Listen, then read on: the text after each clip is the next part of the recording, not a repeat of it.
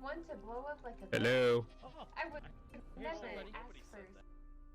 Get the fuck out of here! Kick you!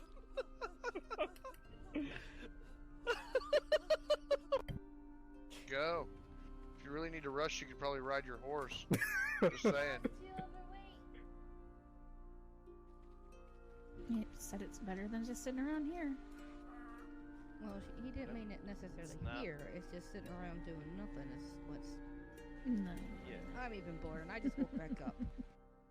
You ain't got anything in your hands, my darling. Oh, see, she wants stuff.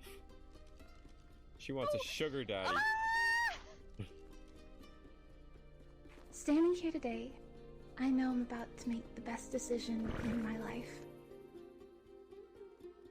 In marrying the only man I will ever call home.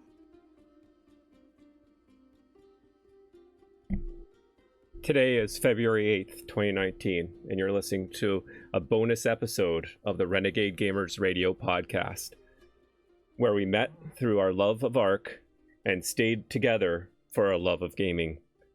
Come game with us and post shitty memes in our CPR Discord. Links will be in the description. Today's episode will be a special bonus episode entirely focused on modded Ark RP server Gunsmoke. So just a quick disclaimer, this podcast is not sanctioned by the moderators or administrators of the Gunsmoke RP community.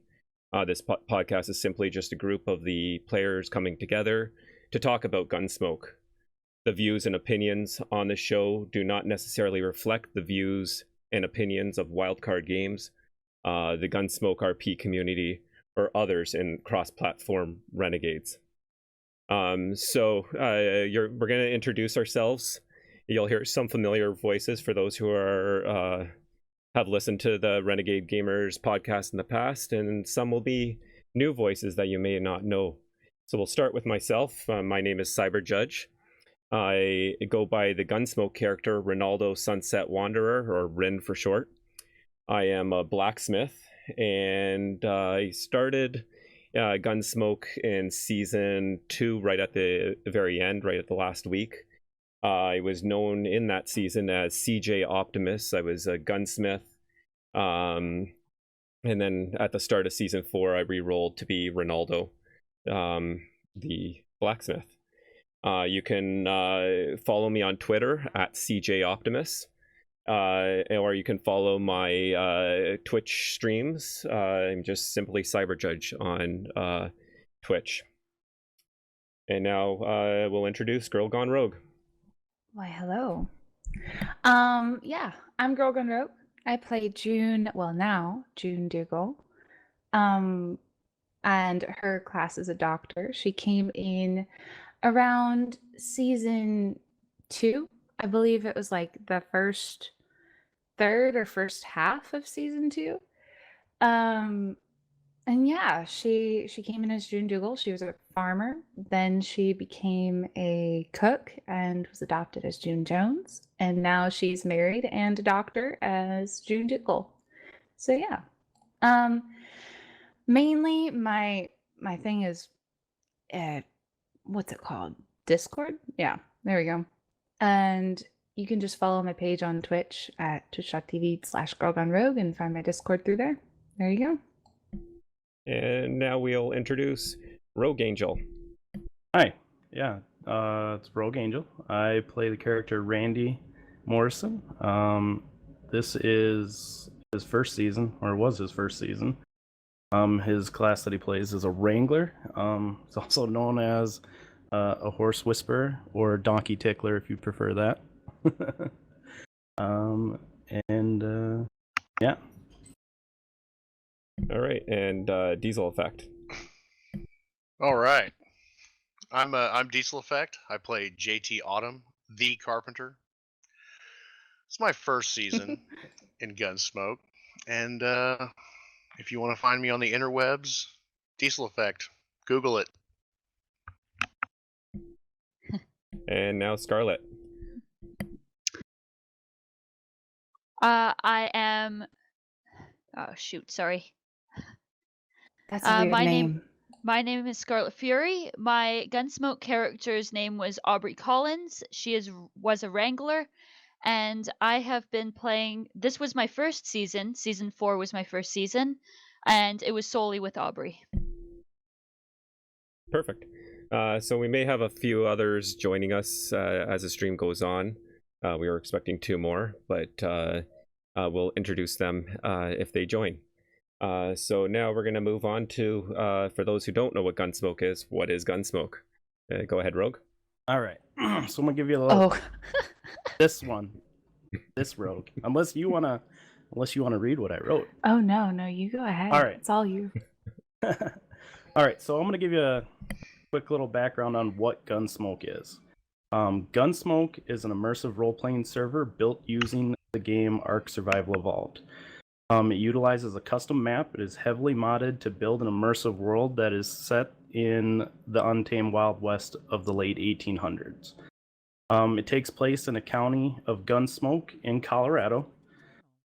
Every character that comes into Gunsmoke has to build a backstory from where they came from, who they are, why they're entering the county, and from the second they step off the train in Juniper, everything that happens to your character is your story. You do what you want. You interact with who you want. You build everything about your character. So that's kind of what's brought us here. All the people that are in this podcast basically met in-game. We built a story that we're all intertwined in, and that brings us to here. Awesome. So we did have one of our other hosts join us, so we're going to give Sage a chance to introduce themselves. Go ahead, Sage. Hi. I play Sage Castillo.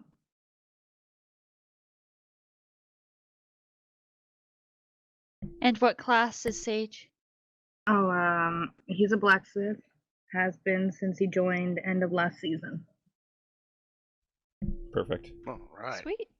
Mm-hmm.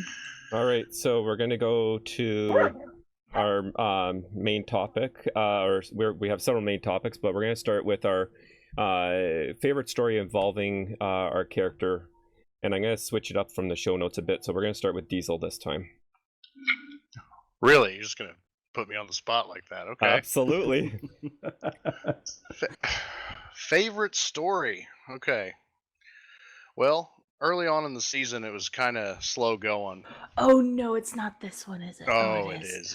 It was slow going. We kind of lived in a spot where there wasn't a whole lot of traffic, and so me and Randy were just kind of doing our own thing. Well, anyways, I was trying to figure out how much to charge for my carpentry stuff. So I started going around the county, town to town, seeing if anybody had a price list posted, which they didn't, of course. So that'd be too easy. I make it to. So I'm on my way to Juniper from our place, and I come across this general store area, and I never seen before, and it said there's this big billboard, big cyan billboard that says "Goats for Sale." Now the interesting thing about this billboard is that it was above a huge pile of dead goats. Oh, no. I mean, there was probably at least 10 goats here, and they're just laying there in a bloody mess, and it was horrifying. I took a screenshot, which I'll have to find that, and then I moved on. Well, I noticed also that it said, Jones General Store or something. I obviously wanted to make a mental note of that. Well, I head to Juniper, and I hear this this I'm looking around. Sir, would you like to buy a goat? And I'm like, I was like, well, this is ironic. So, I start talking. She introduces herself as June Jones. And I was like, oh, Jones, huh? Like as in pile of dead goats under a huge billboard, Jones? Oh, my gosh. Well, I proceeded to hang out with this June Jones for like the next 3 hours. And eventually she convinced me and Randy to move into their little community area, and it was honestly the turning point for the entire season for myself, Almost everybody Randy. here, Yeah, right? I think almost everybody. here. Yeah. This is your fault. Listen, I didn't In a good know what monster I was creating. It just kind of happened. It totally changed how Rin was supposed to be. Rin, you wouldn't have recognized Rin the way he was supposed to be because of what happened with us and us relocating and everything. But I'll probably talk more about that later. So, but yeah, that was definitely my favorite moment. That was that moment. I never. June never thought that someone would come and like. It was like what? It was like what? 5 o'clock in the morning Eastern Standard Time. Ooh, it it was was late. It was late, and I was thinking, oh, no one's up this late. No one. I'll call my goats and I'll just head to Juniper and see what's going on, and hopefully I'll be able to sell a goat. And man, the first person I come across is like, oh, you're talking about the goat sign with like the massive heap of like 14 dead goats underneath it. That you're that person. Yeah. I think that there was a couple, like I remember touring JT around as June, and when I took him to the valley that you guys live in, then I was showing him around and I was like, this is a really good flat spot. It's really nice. And then, yeah, I remember him getting bit by like twice by a couple of rattlesnakes. It was a really good bonding experience. Like there was some boars and coyotes in there. And I was like, look, you see, you get to wake up to this every morning. You're going to be so close to your friends because you're just going to have all these bonding experiences. And, you know, hey, it worked. Oh gosh. Well, June, you might as well. Sorry, Girl Gone Rogue. You might as well. That's okay. Go ahead and do your favorite story. Boy. I'm sure you have many. There are so many different moments that I absolutely adored, from like just shenanigans at either Homestead to the goat thing. I think one of like the RP favorite moments was just the sheer not planned fumbling mess that ended up becoming like June's proposal and then wedding. All that whole thing was really fun to role play out. Never had done anything like that before.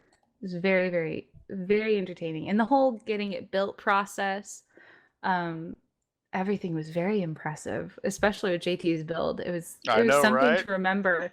I think it was, that day, the wedding day, was one of the funnier moments when Marty actually disconnected and crashed 15 minutes before the wedding. Oh, that's what caused it to take so long to start. Oh, that's what caused it to take so long to start. He crashed 15 minutes before the wedding. Then his Steam said it was uninstalled. He couldn't launch the game. Oh my god. So then he had to go through this whole rigmarole to get it working again, and he finally got it working. He launched in, and the server was full. So the server because of his own wedding. Exactly, because of his own wedding. It was really, really hilarious. He got in and it was all fine and dandy. And then it was really hilarious the fact that like Marty didn't know what was going on. Like he was like, all right, I just woke up, guys. I'm so sorry.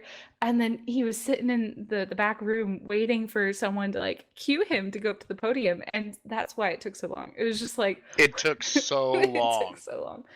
But it was worth it. It was worth it. It took so long. People were like crashing in the chapel waiting. It was perfect. I wouldn't have it any other way. You should have heard Cyberjudge complaining. I had a blast. Oh yeah. It was Rin. Let's get it right. Because that's what Rin has to do. That's what you say. Sins in my chat, he said, yeah, it sucked. Plus the server was 102 out of 100 when he tried to rejoin it. So that was a thing. Oh man.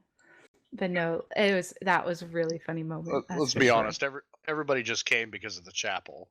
That was the only yeah, of course. Clear, Of course. obviously. One other thing that was amazing about that day, and it really, really made me so happy about the community that we're in, is there were people from season 1 and season 2 who hadn't played in many seasons, and it was the whole Lethal Water crew from Marty's childhood, and they all came back. Like, not all of them, but a lot of them came back just for Marty and June's wedding. They stayed. A few of them stayed, but a lot of them came back just so that they could be there. It was really, really, really fun and intriguing, and it was really nice. That's awesome. So cool.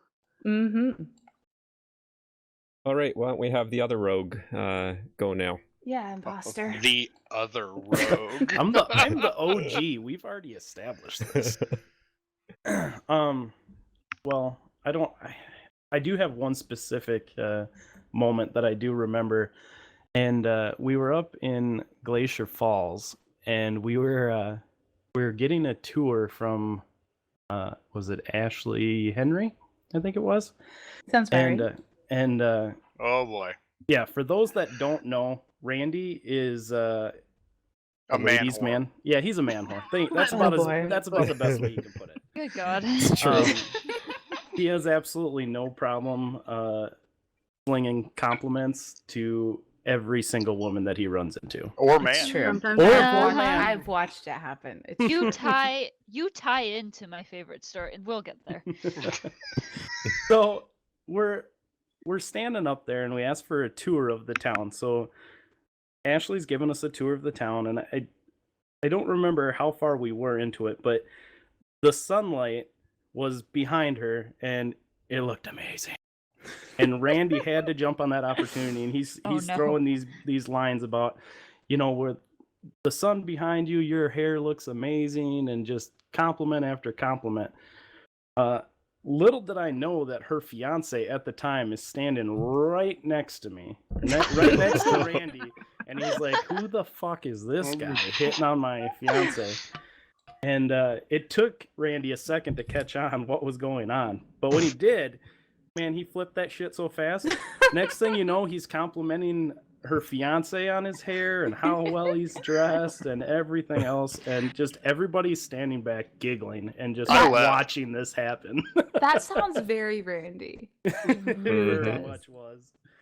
But I mean, that's not the only moment that's happened, but not even close. That's the one that I remember the most, because I was like, oh shit, he's gonna get fucking punched or shot or something. But yeah. Oh man. But yeah. Awesome. All right. I'm glad you picked that one. Yeah, me too.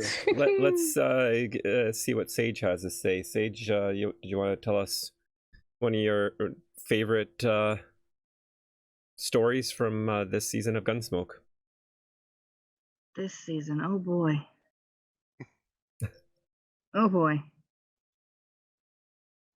To be honest, I think one of my favorite happenings this season was when he was part of the ceremony for the Mother of Goats. Oh my gosh, the Mother of Goats. Does anyone in this room know about the Mother of Goats? I was watching your stream. I was watching your stream at the time. Oh, I think I was there to see everybody doing their little bowing thing. Yeah, I've been there for one of them. Yeah. Let's Sage. I'll let them finish. Yep. All right, you can go. Oh dear. I think it was the only one he actually got to attend, because a lot of times I'm not around when they happen because I'm not sure when the breeding gets taken place. But it was at that one that he attended that you guys got Sapphire. Yes. It was such a coincidence. So we do this whole sacrifice thing. We have like this nice little ceremony of candles, like in like this pentagram kind of looking thing. We have a sacrifice in the middle of it. People are surrounding it. People have like acolyte robes on and sombreros, and people are holding sparklers and like bowing and praying and all kinds of things. Not weird at all. No, not weird. Not weird at all. A normal day at the Jones homestead. All right. Definitely not a cult. Definitely not a cult. Oh dear. Or a town. This was the first one Sage had come to, and Sage wears those bright blue pants, those like jeans. Mm-hmm. And the goat that comes out that day, after all this is said and done, is sage blue bodied goat. It's like this sage pants colored goat. It was the ultimate coincidence. And ever since then, everyone is convinced that the sacrifices worked. And that as long as you pray to the mother of goats, you get a really good, She must really accept good the offer. Yeah. She must accept your offering, but then you get a She really can't good take mutation. it. She has to accept. Yes. Oh God, it is perfect. All right, and Scarlett, why don't you go next? Oh dear. Right. So this was the first time that I had gone prospecting. Rin and Randy were prospecting, and Aubrey, happened to come across them. Stream sniper. Oh, come No. now. Come now. I just pressed B to try to talk. Sorry. Sorry. No, well, anyway. Jerk. Okay, let her finish. Come on now. She, like I said, happened to come across them, and so let me just set the scene here. So Randy had been, as he explained earlier, as sorry, I'm mixing up the people with the characters now. As Angel said earlier, Randy had been flirting quite a lot with Aubrey, and Aubrey is quite a young and impressionable. Yeah, yes, that's the word.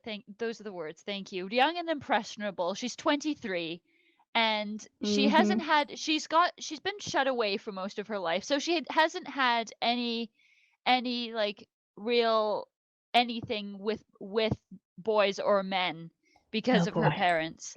So so for Randy comes on very strong sometimes. So of course That's putting it mildly. This had Aubrey so flustered already, and then for her to go prospecting, and you're just standing around, you've got nothing but time when you're waiting for your minds to blow. So Oh boy. Good choice of words. No kidding. Oh no. Now listen here. So yeah, they had a nice, Rin and Randy had a nice little tent set up, had a nice bonfire going. There were fireworks. Oh, good lord. It was all perfectly set up, and then Rin goes, yeah, I'm just gonna go check the mines, leaving Aubrey with Randy alone by the bonfire. Yeah, it was all my fault. So yes. So Aubrey goes into the tent to sit down for a bit. Okay, I've never had this glitch happen in a tent before. I swear it was a glitch, despite what others may believe. Aubrey swears her shirt got stuck on that chair. In reality, she was dangling, like she tried to get out of the chair. She was dangling, like she was in the flipping chair, okay? And I couldn't move. Like she couldn't move. So Randy had to go in and rescue her. Ended up dismantling the entire tent just so Aubrey could walk around again. And all this time, and he I'm realizing this is very long. Sorry. Take your time, go for it. No, you're good. He then accused Aubrey of doing it on purpose just to get him into the tent. Oh God. Randy. And this is a great time to remind everyone, one of the rules of Gunsmoke is there's no ERP. So nothing could have happened. It wasn't planned, okay? That's funny. Your version of that story is completely different than the version that Randy This seen. This isn't even the end of it. So what happened? Well, so later. Hold on, before you continue. Oh, okay. So here we go. She's stuck in the tent, right? And I wasn't actually right by the tent, but I walked by and all I hear is, psst, hey, Randy, come in here. No. Oh no. You gotta help me. No. It was She You was see, definitely trying to lure him into that. tent, there was for a sure. fault you guys had in your whole plan, like the fall of this whole thing. You didn't bring couches. You always have to bring couches. It's a thing. It Go was just prospecting with couches. But wait, there's Not more. chairs. There is more. All right, There what's is the more. All right, go. Okay, so in the clip that that was at the beginning of the show, Here, you want me to you play it hear- again? You sure? Hang on, let me see if I can get it to play. Is it that portion? It's my screech. Yeah, I have that screech. portion. Oh yes, that screech. I heard that. And That was one me. Was about what? Or that was Aubrey, because I'll tell you after. Let me Oh, boy. keep talking. I Keep gotta. going. Okay. Yeah. Well, so Randy then the emote mod that's in there. Uh-huh. He used it. He went into the proposing position. Oh my Randy God. was standing right there. He got the whole thing. I went back and watched it on his Oh stream. God. And looked like he was proposing to Aubrey. It's And called then an she- offering. She's well, okay, listen. Offering marriage. She screeched. Oh boy. You hear that? Wait, play it again. Did it work? Hang on. Yeah, we just hear a hum. You ain't got anything in your Oh, there we hand, go. right, darling? Oh, see, she wants stuff. She wants a sugar daddy. Yeah. So There you go. That's the screech. That's the screech. Yeah. So yeah, that's the rest of the story. That's just, and then Aubrey spent the whole rest of the time bright red, Oh gosh. trying to avoid Rand. Well, okay, listen, she was flirting back a little bit. Oh, A little bit. He boy. was blushing the Maybe. entire time. She was. She Oh, was. God. You kid. Oh, listen. Randy kissed her on the cheek at the end of the Oh night. my God, Randy, you man He whore. stole a kiss as he Randy, rode you away. man It whore. was the most romantic Oh, thing gosh. you've ever Do you- seen. do Like you they know write how- songs about that. Do you know how much Yeah. of a player you have to be in the late 1800s to steal a kiss from a girl after you first met her? You gotta be one heck of a player. I'm That's- just saying. You know, One I know the Just game. saying. Wasn't that like the I norm? know the No. game. I hold the cards. I know how to play the game. Hmm. I think I know. Wait. I know if June hadn't introduced herself to Randy and her fiance, if she hadn't introduced herself to Randy as June and her fiance Marty, I know like he would have been trying so hard. 100%. Mhm. 100%. Yeah, would've been no bad. doubt. Not a doubt. hmm June could smell it from a mile away. She's like, and this is my fiance. Don't try me. So, Cannot yeah, that's confirm my- or deny any of these allegations. Heck. That was my favorite story anyway, and because it sparked a whole like thing for the next like week or so, like Oh. between Randy until he yes, he got with another, and then Aubrey started acting like an idiot. But again, she's 23. What do you expect? Oh boy. The bathing suit I wasn't planning that at did all. you do the bikini thing? Is Yeah, that what's? Oh wow. Well- We almost got Scandalous. shot over that ordeal. Scandalous. While Abigail was standing You there. didn't know that, but yeah. Did I almost get shot? Yeah. She was so quiet. I'm like, oh, she must be fine with this. That's because she was steaming. Oh dear. I don't know that story. There's not many that do. We can You tell were it. having we'll te- nightmares, Diesel. Ugh. How about we let's tell it later. Who's the next story? I think everybody but me has gone, so I guess it's my point or my time to story time. Time to shine. Time to shine. Yeah. All right. Do it up. Uh, The CJ show. Oh man. all right. So, my favorite part about this season was actually the total 360 that I had to do with Rin. Oh boy. So yeah, this. Rin was actually when I started. So if you read my backstory, I basically Oh, don't fleed. give us too much OC stuff. Season's over, but I won't say Oh, too boy. much. But I basically, and actually, Girl Gone Rogue, I'm going to be. This is what I left a note in your mailbox saying that we had to talk and stuff. It's going to be the plan yeah. was to go over my backstory with you and tell you where don't Rin spoil came me, from. Don't do it. Okay, I Don't won't say spoil much. me. I won't Don't say anything about my spoil us. backstory. But anyways, I my intentions was actually to go into this season as a bandit. So the idea Oh. was Emily, myself, Spudwick, and Dr. Jellic. We're all so when we were wearing the yellow and black, we were actually supposed to be a bandit group So called you the were a Renegades. cult. Oh.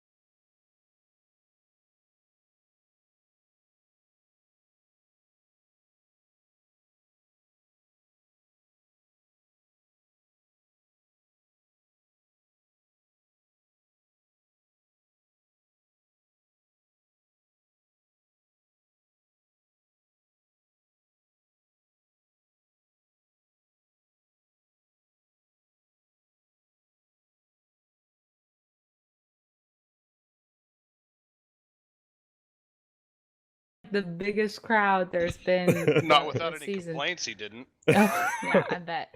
Well, I It have would've to. been, it would have been really hard to continue that character Yeah, no, living yeah, under it the would've. same roof of Yep. two of the most Yeah. outgoing Social characters that people just ever. And walked, like yeah, you just guys walked are into the on this county. main thoroughfare where Yep. people just come Yep. in and out all the time. Yeah.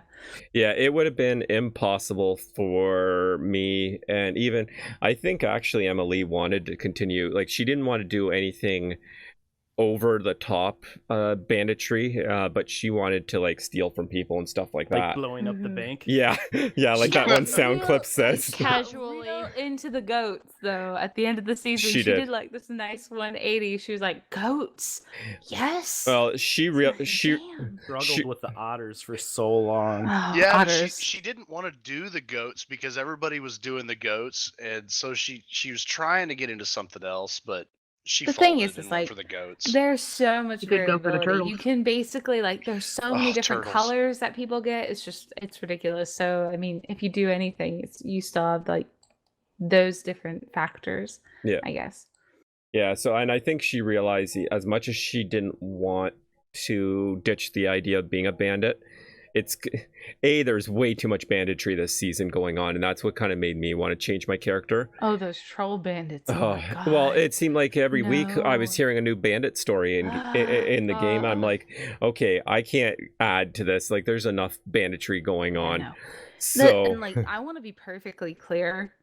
The banditry that went on during season 4 down near Knottown is not like proper banditry. We're talking like Dutch Freeman, we had the Panty Bandits, we had the Number Bandits, we had all these different troll bandits. Those are not bandits, those are trolls. And like there's going to Bandit. like oh god, the Panty Bandit. No. I No. forgot about that. No, yeah. So just like there was a lot of troll banditry, no real banditry, which hopefully that'll change. But no, yeah, definitely. Yeah. I can see Now- what you're saying. See, because this was my first season, what I thought it was personally, I thought it was pretty good banditry. So you just burst my bubble. What's real banditry then? Real banditry is banditry that promotes RP. You see a lot of the banditry that happened, for instance, with the Number Bandits. The Number Bandits were breaking like one of the big Gunsmoke rules of no sniping. Sniping is not allowed in Gunsmoke County. Did they do that? I Yeah, didn't know yeah, that. they did. Oh yeah, multiple They times did too. many times. Yeah. Basically, they would shoot at Alistair, sniping him, and then like they'd miss, whether it be on purpose or on accident. They'd like shoot a billboard or shoot the house or something, and they'd miss Alistair, and then they'd run away. There's no RP engagement with that whatsoever. There's No. only threatening letters left, and if like they left a threatening letter like, "Oh, we're taking you with us. You're coming with us, like no matter what. Tomorrow And you're are- coming with us," and then they'd not show up. Like there's no RP that comes from that. None. Or if someone were to try to like shoot up a red flare, like this happened a lot in Knottown at the beginning of the season. They'd shoot up a red flare. If one person went to go respond to that red flare and they didn't have a group, they would end up like killing them, like robbing them of all their things but they like, I don't remember if it was sniping or there's many occasions of this, but like people would get sniped and then drug into the river to drown as they're passed out, like preventing tribe logs and like a bunch of other stuff. It was a bunch of different things. So it was not RP promoting. Real banditry isn't like that. It's all RP. It's all like put your hands in the air, like get to your knees, now give me your gun, like or robbing a bank, like staking out the bank, and then one day coming in as like a group of people and with barrels and like ready to like trying to get away with it stealthily and like put the barrels down, blow it up, and then get into like a RP gunfight or whatever. Like that is like the exhilarating banditry. There was the last good bank robbing we had was season 2. June was 12, and it was to Lethal Waters, and even that was I wasn't there for all of like the particulars, and June was 12, so she wasn't involved in a lot of stuff. Plus she was terrified of guns and loud noises, so she was like, I'm out deuces. Like that's kind of like the demeanor she had. So, but no, yeah, there's so much better stuff that's in store, like that people could bring to the table than what was there. Mm. Yeah, the Felt like I Banshees was getting also robbed framed. Keystone, and they did a really good job with that too. That was at the end of season 2, right? Yeah, at I the end of remember that. season 2. Yeah, Yep. they did a pretty good job with their robbing. The Banshees were decent. Yeah. Oh, I felt like Sweet. with the number bandits, I was getting like framed Nah. or something. Yeah, no, like, and the number bandits that I don't even personally think they're worth talking about. I don't think they need like the publicity or anything. Like, really, I truly. will say that Alistair played it really Oh, well. yeah. I mean, he was Alistair very was- traumatized by it, and Perfect. He did a really good job with role playing. Alistair always does. He is a very, very good role player. Like he doesn't. Oh, he's just really good at what he plays. And I remember he joined the server. He used to be just a viewer of Cleric and Mines, Cleric Craft, who plays Deegan Crow, and then me. And I remember he told me out of character basically how when June was 15, we had some troll people come up and shoot up the Jones homestead. Actually, I remember that. yeah. And they shot it up. It was a really big chaotic mess. And none of the people involved broke character. And it was that fact that pushed Alistair to actually join the server for that season. It was really, really, like, I don't know, humbling and nice, I guess. Wow. I do wish more of that had happened then. I didn't even know what I was missing out on. Mm-hmm. I do, Oh, though I trust do me. think the Pansy Bandit, like, while that was pretty low, I do feel Mhm. like that promotes actual RP, because he was actually stopping the women. But at the same time, I also- don't know. really it also caught him with depends- their pants it down. really- You know what I mean? God, JT. God. It also depends on if they were following the rules fully, and I don't know the particulars of that one, so who knows. But yeah. that was- Definitely questionable. I was Yeah. actually somewhat offended that I was never stopped by the Oh panty bandit. yeah, of course. Oh my yeah. God. I don't know why they wouldn't stop you, JT. I mean, just such a voluptuous woman. I mean, JT, yeah, looked like a girl anyway. Sorry. Oh, that's not even nice. Oh, low blow. It's all right. He'll I'm look sorry. better Hmm. next time. I have to say, He's like, I'll do better next time. Guys. Do I'm sorry." better. I, Oh, was God. it Randy or JT that donned the bikini bathing suit several times? Oh my God. That would be okay, Randy. Oh. Randy was still Randy. carries that in his And back pocket that's how- everywhere he goes. That's the I'm thing that switching first topics caught from this one. the thing June that has first shook caught this head. Aubrey's attention was how like sort of weird Randy was, but like in a good way.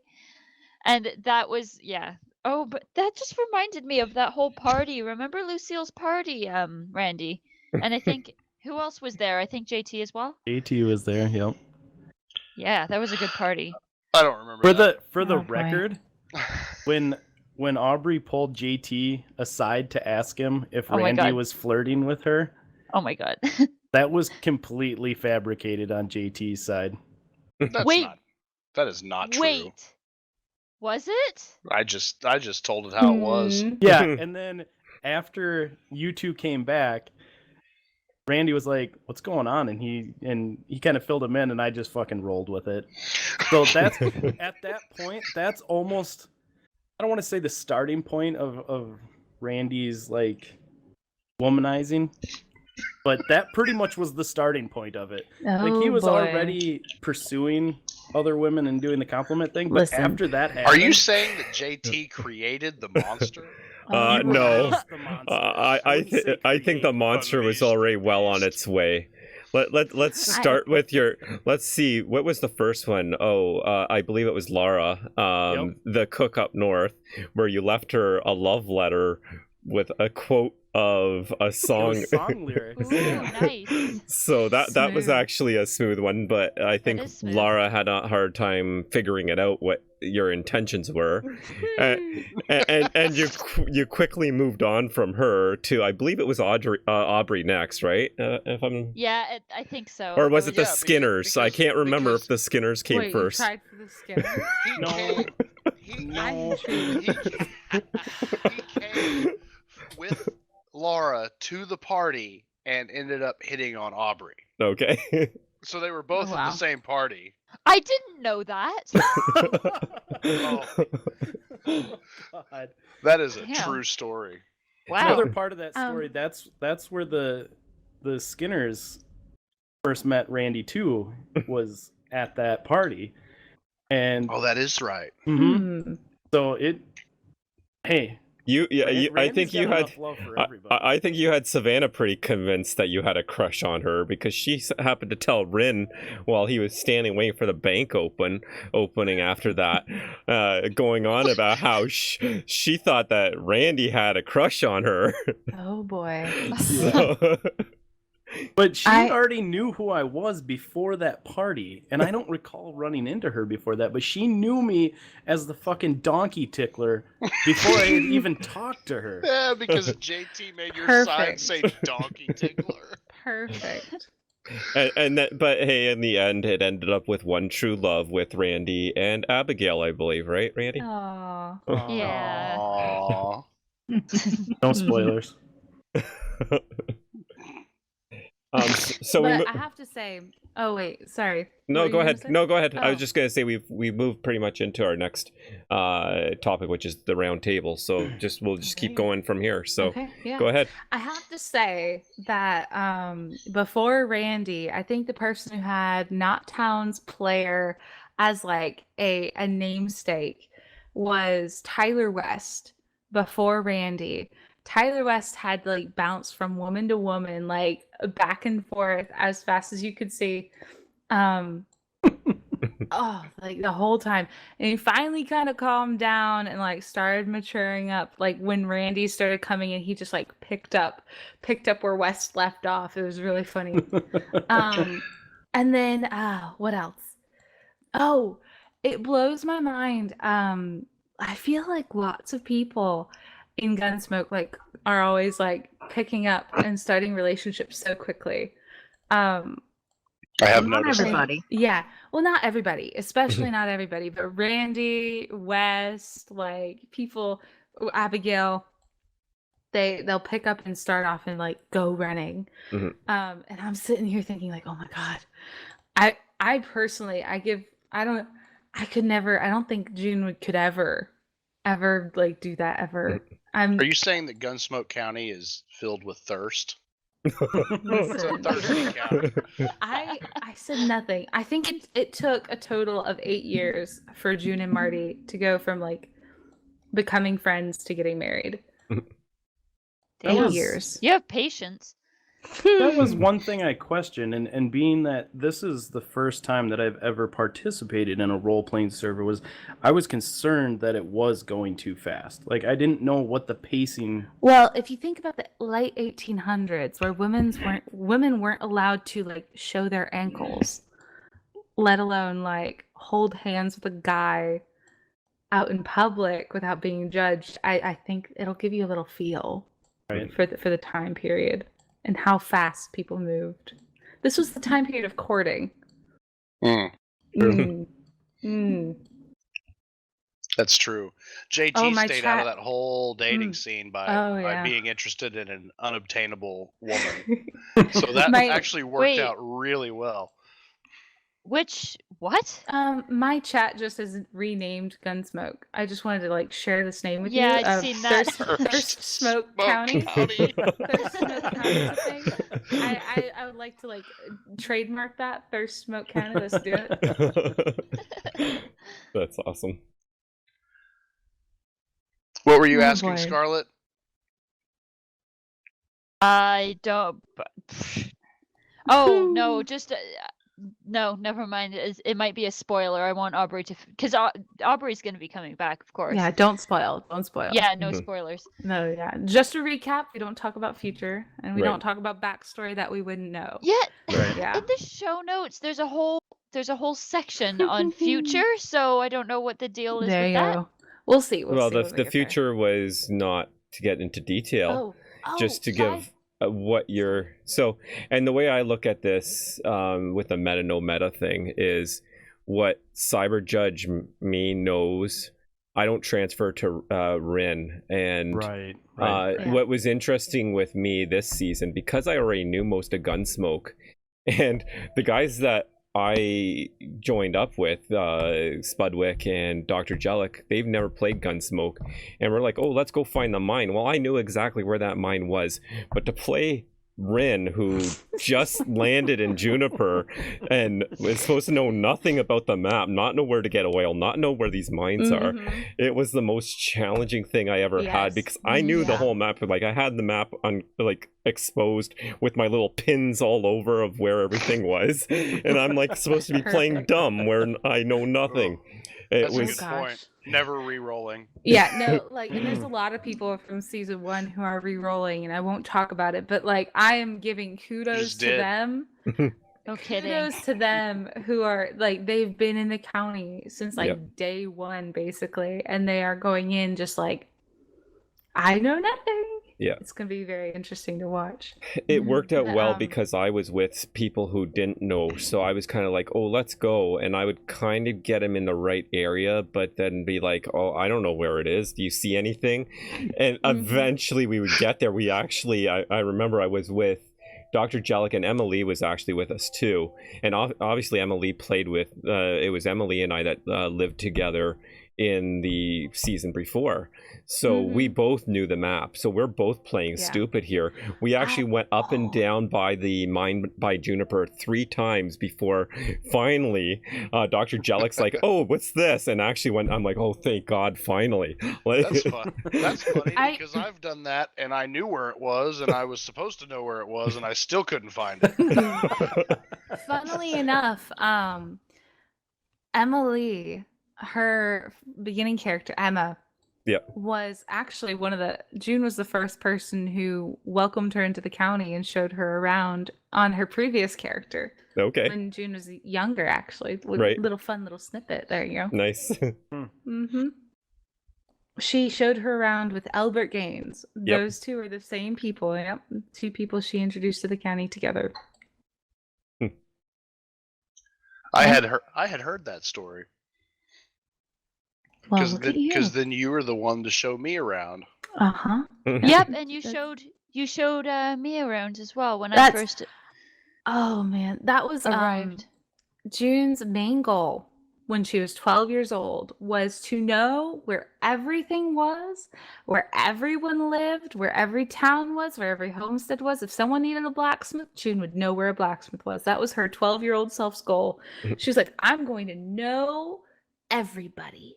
Because there's reasons on why she wanted to know so many people, but so she would every day make rounds to a bunch of wranglers and see if they had any horses that they were going to call. She would either be given them or buy them off of the wranglers and then take them back to her barn. And then she would go to Juniper every day and look for people, just people off the train. She's like, and she'd pick them up off of Juniper, take them to her house, give them a horse, and then tour them around the county on like this grand tour. Damn, I missed out. She did that every day. No kidding. She got me bitten by a June snake that day? Jeez. Oh dear. I did get JT bitten by a snake. We've come a long way as June Jones. June Dougal. Whoa. Ooh. You were June Jones then. I was June Easton then, actually. Well, no, when you got me bitten. Oh yeah, I was June Jones when I got you bit. That's true. I'd do it again. I have so many names. Nice. Oh boy, June does. I'm gonna bring have a lot of another names. name. I'm gonna bring another name in actually. Just a shout out to the person who brought Aubrey in. I wanted to get her into the podcast, but there just wasn't enough time. Her character is Skylar. And yes, Skylar. Skylar was just simply Skylar is Aubrey's June, basically. Aww.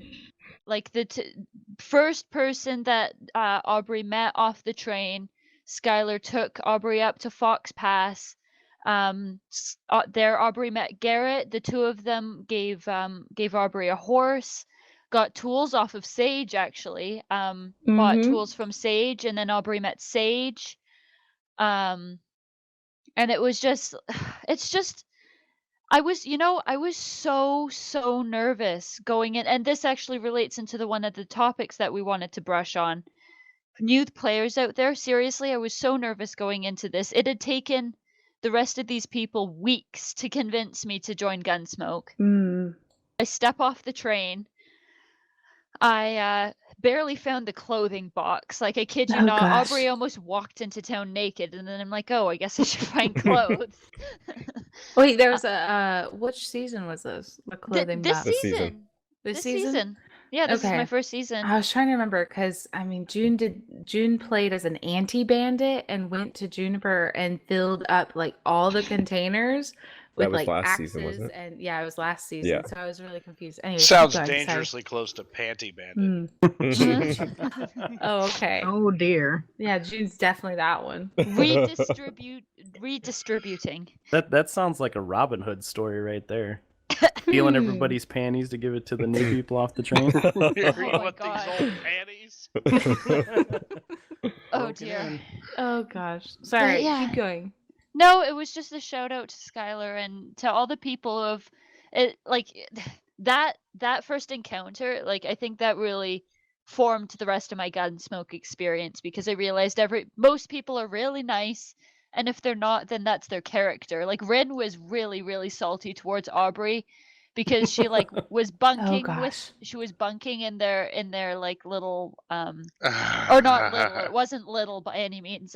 Their oh Homestead. god, what's it called? Spare- Homestead. Homestead. Spare room, yeah. The spare room, gosh. and I remember Rin just going like, "Who the heck is this person?" Because And my room why was is she cut in here? half so that you Oh, had a room. Oh, Oh, So no. salty. It I started off because JT built the house for JT and Randy, Mhm. and so what had happened was Rin and Emma Lee moved in, and so he had to like make these rooms out of nothing basically. Listen. Well- You're a carpenter fairy. It's what you're supposed I to do. know, right? But he did, right? Well, anyways, and JT all season long, he spoiled the crap out of Emily, and like, so he made her room bigger, and he couldn't make Rin's room bigger because Aubrey was staying in the extra bedroom that was right there. So no! Aubrey didn't. Oh, Aubrey would have been out of there so fast if she'd known that. Aw. She didn't know. But yeah. They're there. It's okay. It's okay. He didn't need a bigger room and anyways. JT wasn't even trying to push the issue because, like I said, he was trying to spoil the crap out of Emily. So whatever Rin wanted was like, whatever. I mean, you Rin. did replace Emily's walls with like jail bars. That was so, me. I mean, That was me. that was That was Rin. 100% Ooh, me. that was a big. Yeah. Now do you guys- let's actually do you move to that. Why that Yeah, That was happened? such a big thing. I didn't even know the full story. So, Oh, boy. Emma Lee was known. Well, Emma Lee and Rin had this brother-sister relationship. She would just randomly pull out her narc arrows and randomly shoot Rin with narc arrows, or randomly come up and just throw a punch at me for no reason. Sometimes Rin deserved it. Sometimes Rin was making fun of. Pistol whip the crap out of you. Yeah. So it was interesting relationship between Emily and Rin, and then I find out after the night before she was knocking me out and she stole all my guns and everything, and I didn't realize she returned them to my horse, but she had taken everything out of my pockets, and so I'm like, oh, she's a thief.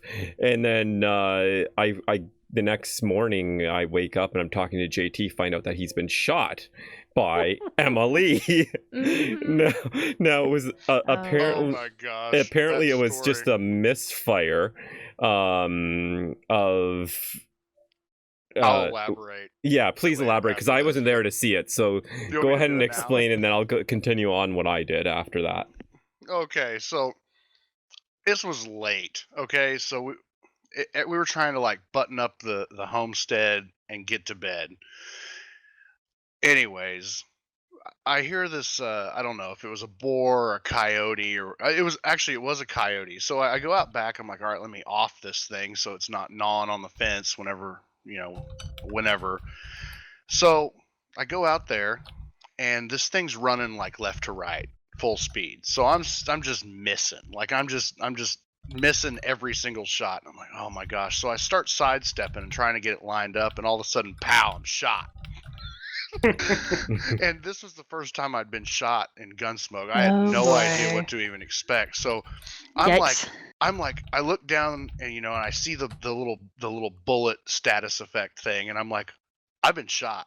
I just got shot. And I turn around and I said, what the hell just you shot me? And then I passed out.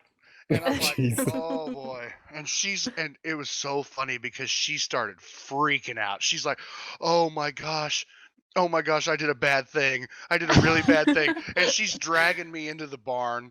She's like, you're okay. Like, she's just willing me to be okay. She's like, you're okay. You're going to be okay. Oh, and no. I'm like, okay, maybe I'm going to be okay. I don't know. And then I wake up. And I pass back out again, and I'm just like bleeding all over the place. She's like running out, and then running back in, and she's freaking out. She's like, "Are you gonna be okay?" I was like, "You probably need to go get the doctor." So she runs up, and I can't even imagine how embarrassing that must have been. She runs up to the Jones homestead, and apparently I don't know what happened, but I can just imagine her being like, I shot JT at the Jones homestead. All right, so I had was looking in my pockets, quote unquote, and I was sitting on the ground, and I come back to the computer, and I look at the screen, and I have 5 people surrounding me, and I'm like, oh my, what in the world? And they're dancing and going up and down, jumping, trying to get my attention. I'm like, what is wrong? What can I help you? And they're like, it's okay, don't worry, it's gonna be all right. And she's like, what happened? Now you're stressing me. What is going on? JT might have possibly kind of got a little bit shot. A little bit. I'm like, what? By who? And she's like, it's okay. Purely accidental. Emily might have kind of a little bit shot him. In the back. And she's like, what, is he okay? What? And she's like, it's okay. Davis has it handled. He took care of it. And the funny thing is that when I'm sitting there in the doctor's office, Standing Water comes in, and he asks me this question. He goes, "Well, now it's just you and me. So was this an accident?" And I was so conflicted. I was like, what should I say? I thought about. Would know. I thought because I could have said I don't know, and then that would have just that. But no, I decided to be a good boy, and I was you would have never gotten forgiveness ever. You never know. It might not have been an accident because we had a really interesting relationship as well. So it was like it's like because she used to shoot me with arrows and do all that stuff. Listen. But it was funny. So, but I didn't do it. But I thought about it for a second, being like, Standing Water, I don't know if that was an accident or not. But oh my god. Oh, that would have been no. That would have. I mean, I have to say, June enabled all of this. Let's just be perfectly clear that's here. True. All the way up into this, June had this secret box.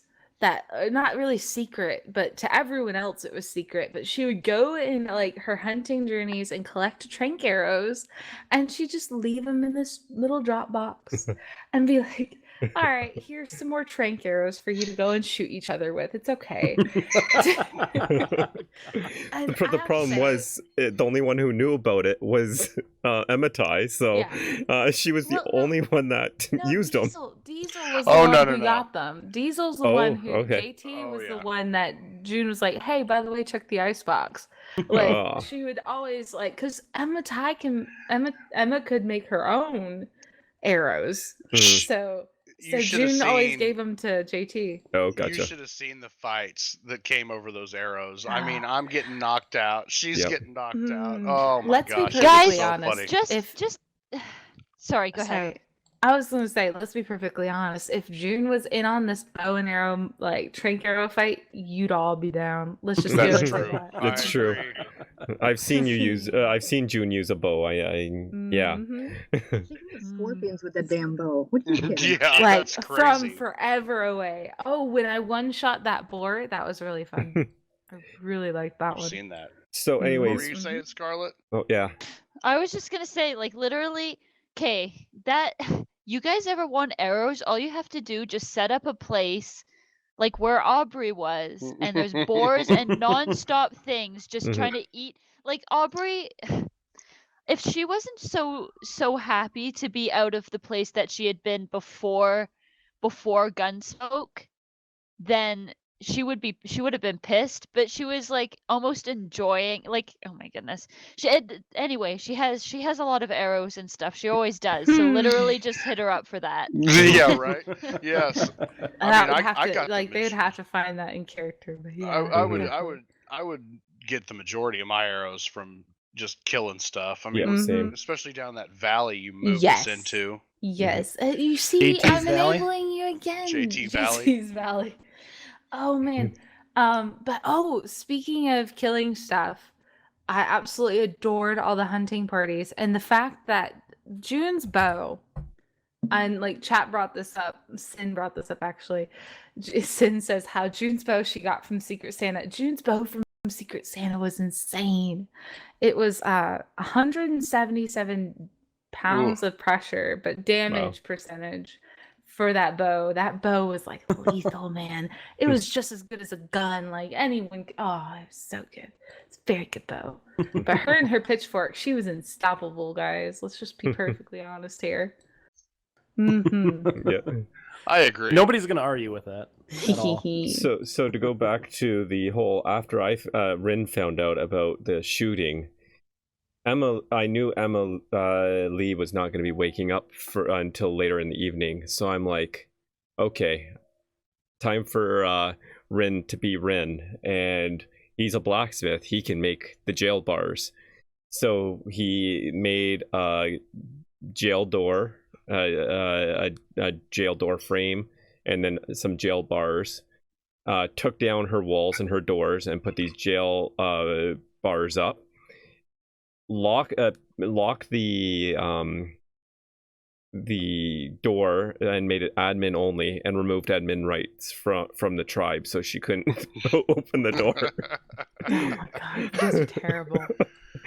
That is kidnapping. Bad. So in the end, I did take it down because Rin wasn't going to be awake when she woke up, and I didn't want her to spend like an hour or two figuring out how she was going to get out of this jail. He left the bars.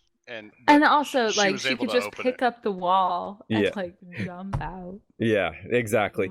But I took him down because at the time, at first I said to JT, hey, do you think you'll be awake when she gets up, so that when she wakes up and we've had our fun with it, you can let her out. And he wasn't sure either, so I'm like, okay, well, I don't want to.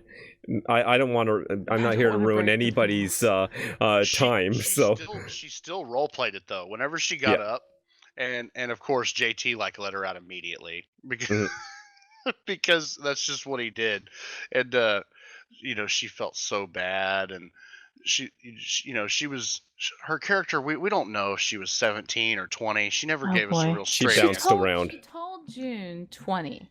Yeah. She was like, yeah, hey, I remember hearing that. I'm 20. And she's like, oh my gosh, someone that's just the same age as me. Thank you. She's very hype about being 20. So I know she was 20. Well, that might be fake news. Well, listen, it could be fake news to everyone else. June believes it. It's fine. Well, the rest of us don't know. We have no idea. Right. She told Rin 17, so. Oh god. I'm pretty sure Randy heard her say that she was 20. So 20. who knows? I don't 20. think she knows. Oh boy. But I think it's depends on the day and how much moonshine she's been in that determines her age. Right. Moonshine. Oh my gosh, speaking Or of how moonshine, many trank arrows to the I was face. so Or happy. pistol whips. Oh god, sorry. Huh. Go ahead. Speaking of moonshine, I was so happy with the things that the admins added this season onto all the just everything, all the different classes. We had the baseline table, all the decor mods. We had The dancing, like the things to cook, the dancing, the moonshine, the opium. We had the mods really like, especially I think it's Willie. Willie does a lot of the. I think I need to double check. I don't want to say the wrong thing, but basically the mod work that they've done this season was phenomenal. Yeah. And every season the admins they don't cease to impress me with like what they add. It's really, really good. I just had to like give that little blip out there and little shout out to the admins. They do so much work. It was fantastic. And not just with the mod work, but managing the server. Yeah. Could you imagine the chaos that the server would be if we didn't have the team of admins and moderators that we have? I think they're pretty quick on jumping on rule breaks. I was afraid actually as Rin that he was going to get kicked out because during the whole end of season thing, which we'll discuss later, Rin was down there doing his covert thing, and one of my kids distracted me, and I went to turn to talk to them, and accidentally right-clicked, causing my horse to buck and destroy one of the carts that was in Juniper. And I'm like, oh crap, what am I gonna do? They're gonna think that it was done maliciously. That's why technically that's what bad boxes are left for. And that's what, like, basically bad boxes, if you've done something and you didn't mean to do it, you just, like, place a bad box down and be like, I am so sorry. Or you could just do what Rin did and run away. And you could be like, my name is Rin, son, and then I did this, and I apologize. Let Diesel say what his last name is. Go ahead, Diesel. Oh, yeah, it's Ronaldo Schwartz. There you go. Perfect. All right. It's actually Sunset Wanderer, but listen. It was funny because right after that happened, JT asked Lexa, because she strolled through the homestead. He kind of gave her the rundown on what had happened with that wagon, and she was like, she got Rin all worked up because she was like, "Oh yeah, you might as well just shoot him yourself now at this point." Lexa, oh my gosh. So much stuff with Lexa. Lexa, the person who plays Lexa is just a gem. She's fantastic. You mean Lexa? The stuff between June and Lexa is just oh my god. I actually started crying the other day watching the stream. Sorry, I realized my mic was far away. Like I actually Really? Yeah, I started I'll be honest, I ended up having to shut the stream off. I'm like, okay, this is way too down low. I ended up moving on because I couldn't handle all the Emmy. You did nominate me for an Emmy. It was very, very sweet. No, like, especially like right before they left. Oh my gosh, the stuff between June and Lexa was so. I've never had to RP out like such rough, like pure emotional chaos that was that day. No, but it was rough. We are me and Lexa are going to be multi-streaming on tomorrow, right before, like an hour before the stream, and we're going to be giving an update as like what happened with them out of season, so that way we can keep all the viewers like up to date and understanding, okay, this is what's gone on. Yeah, that's going to be needed. It's going to be needed because oh man, they left the season off so rough because June, she just wanted to protect Lexa. That's all she wanted. She was like, I need to help my sister, and I need to help the people of the county. I want to save my home. I want to save the county. I want to like do what I can. People are going to need me. All the doctors are leaving. And she was like so conflicted. There's a bunch of different things going through her head, and it's too much to like list out right now. But she acted as if she left the county and stayed to give an update to anyone who wasn't here. And Lexa ended up finding out, of course, which was big yikes. It was a big yikes.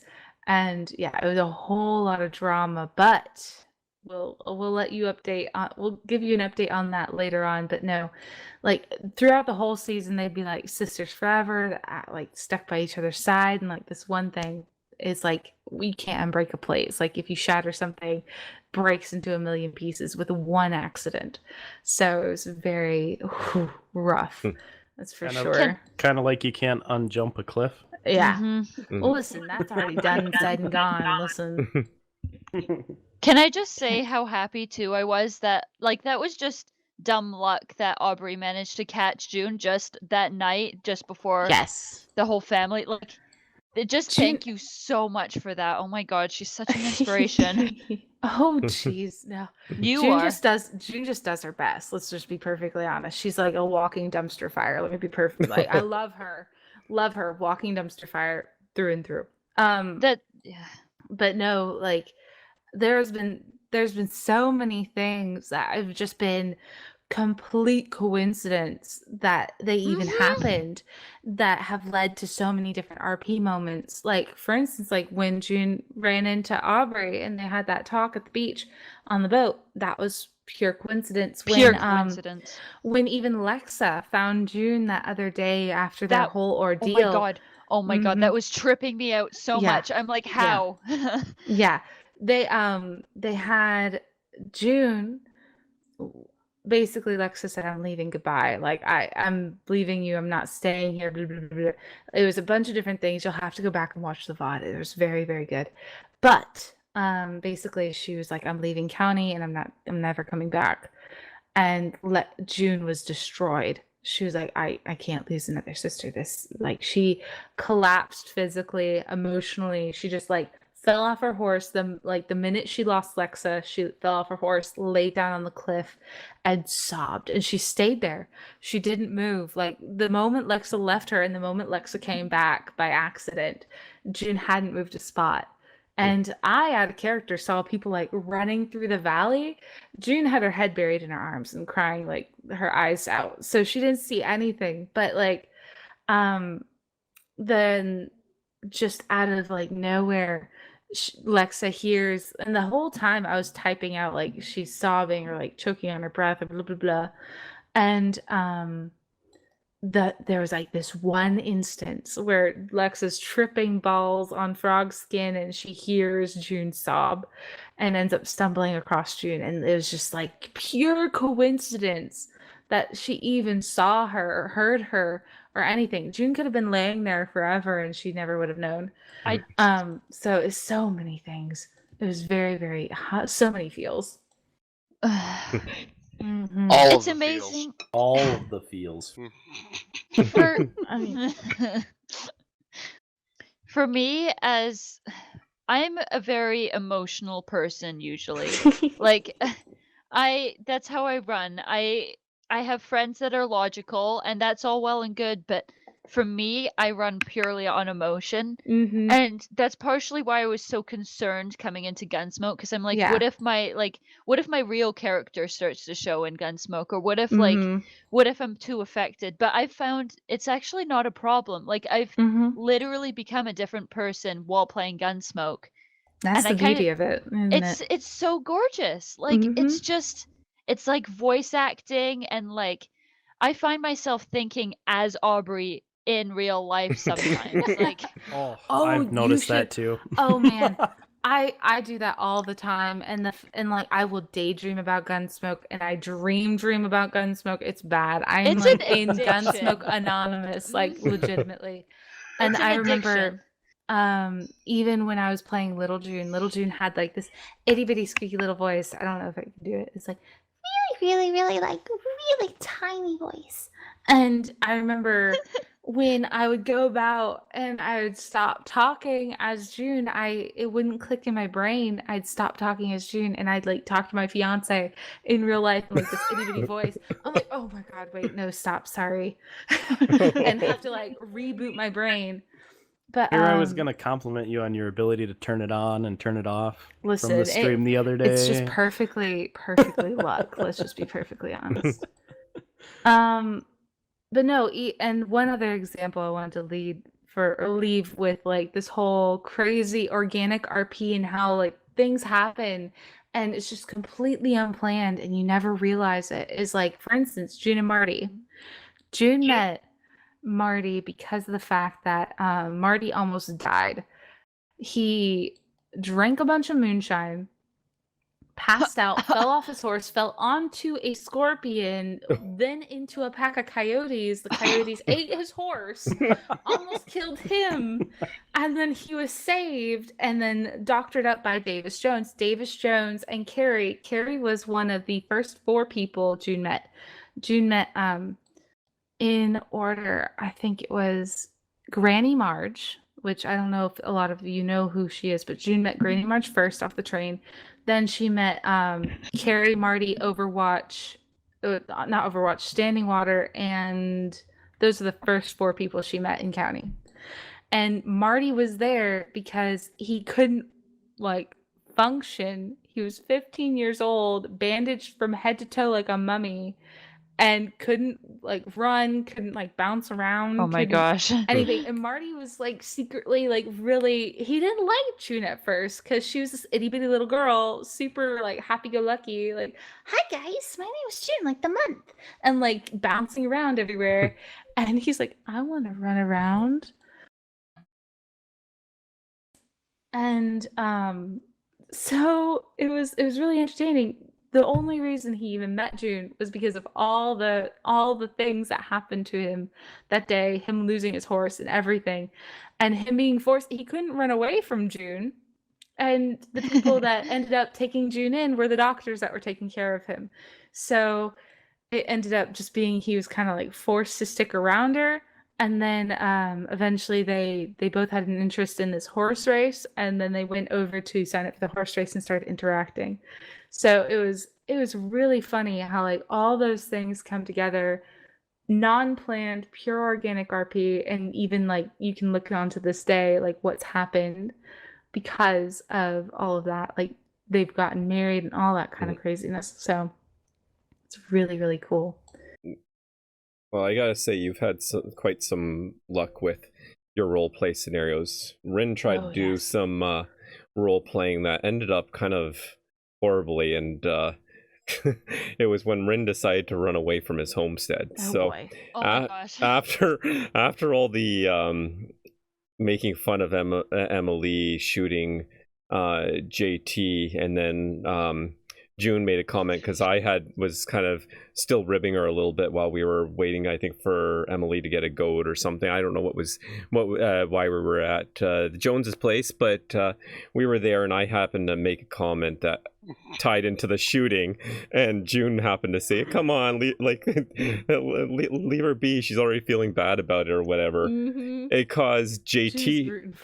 It caused JT to run off because he couldn't take it anymore. He was feeling like the bad guy, even though he was the one that got shot. Yeah. JT runs off a lot. He does. He gets flustered, and he just runs off. And it's so dramatic. He has to be so dramatic about it. But it's his one part that he just has to be dramatic about. What are you saying, Scarlett? Yeah.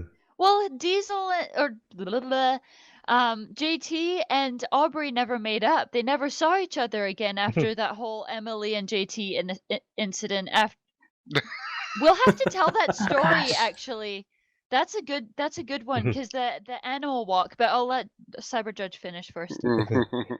So, anyways, JT goes running off towards Keystone on his horse, and I saw him leave, so I followed with him, and he's like, "Yeah, I couldn't take it anymore. I had to go." I'm like, "Oh, yeah." I kind of felt bad because I was just doing what Rin always does to Emily. Again, it's that whole brother sister pestering each other thing. So he kind of felt bad because others were taking notice and thinking that Rin was being a little hard on Emily, so he took No, it's because June included me in your banter, and so I was being scolded for something that she did. JT, yeah. Then again, June always scolds JT for the silliest things.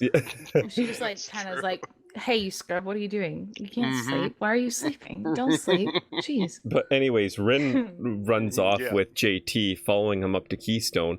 We get to Keystone. Now, this is right at the time when Kangaroo Jack and Serena got married. So it was right after their wedding. So it was that day that the wedding was just finished. So they were all out talking out in Keystone.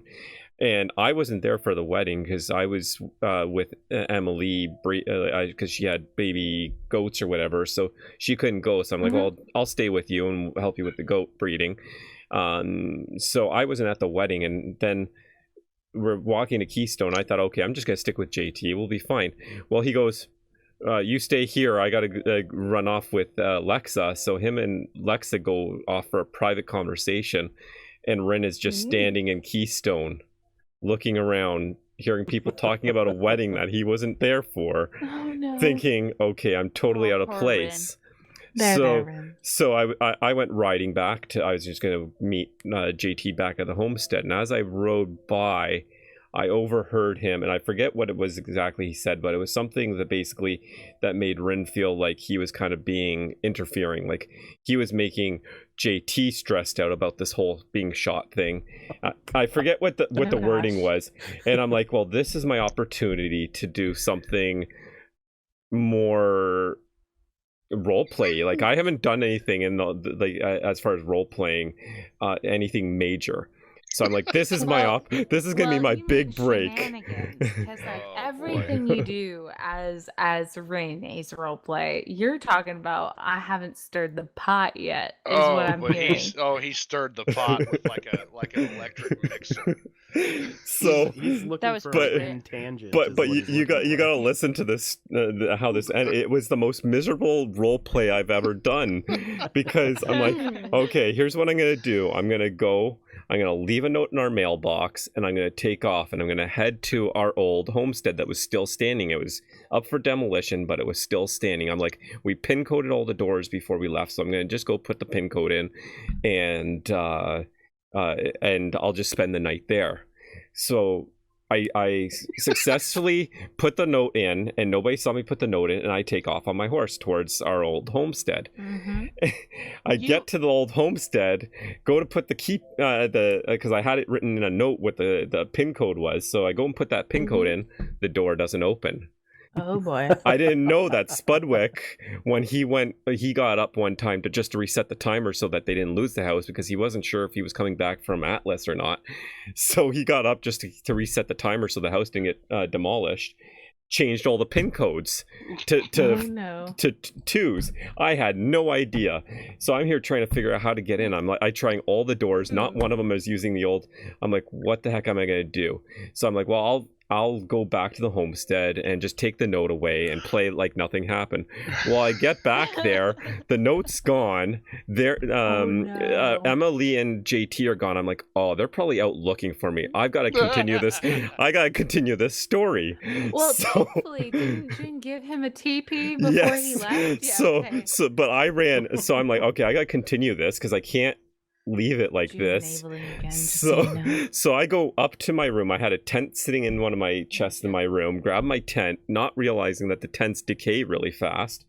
And I grab all my money because I'm like, oh, I might need some money. So I had all my money in my pockets.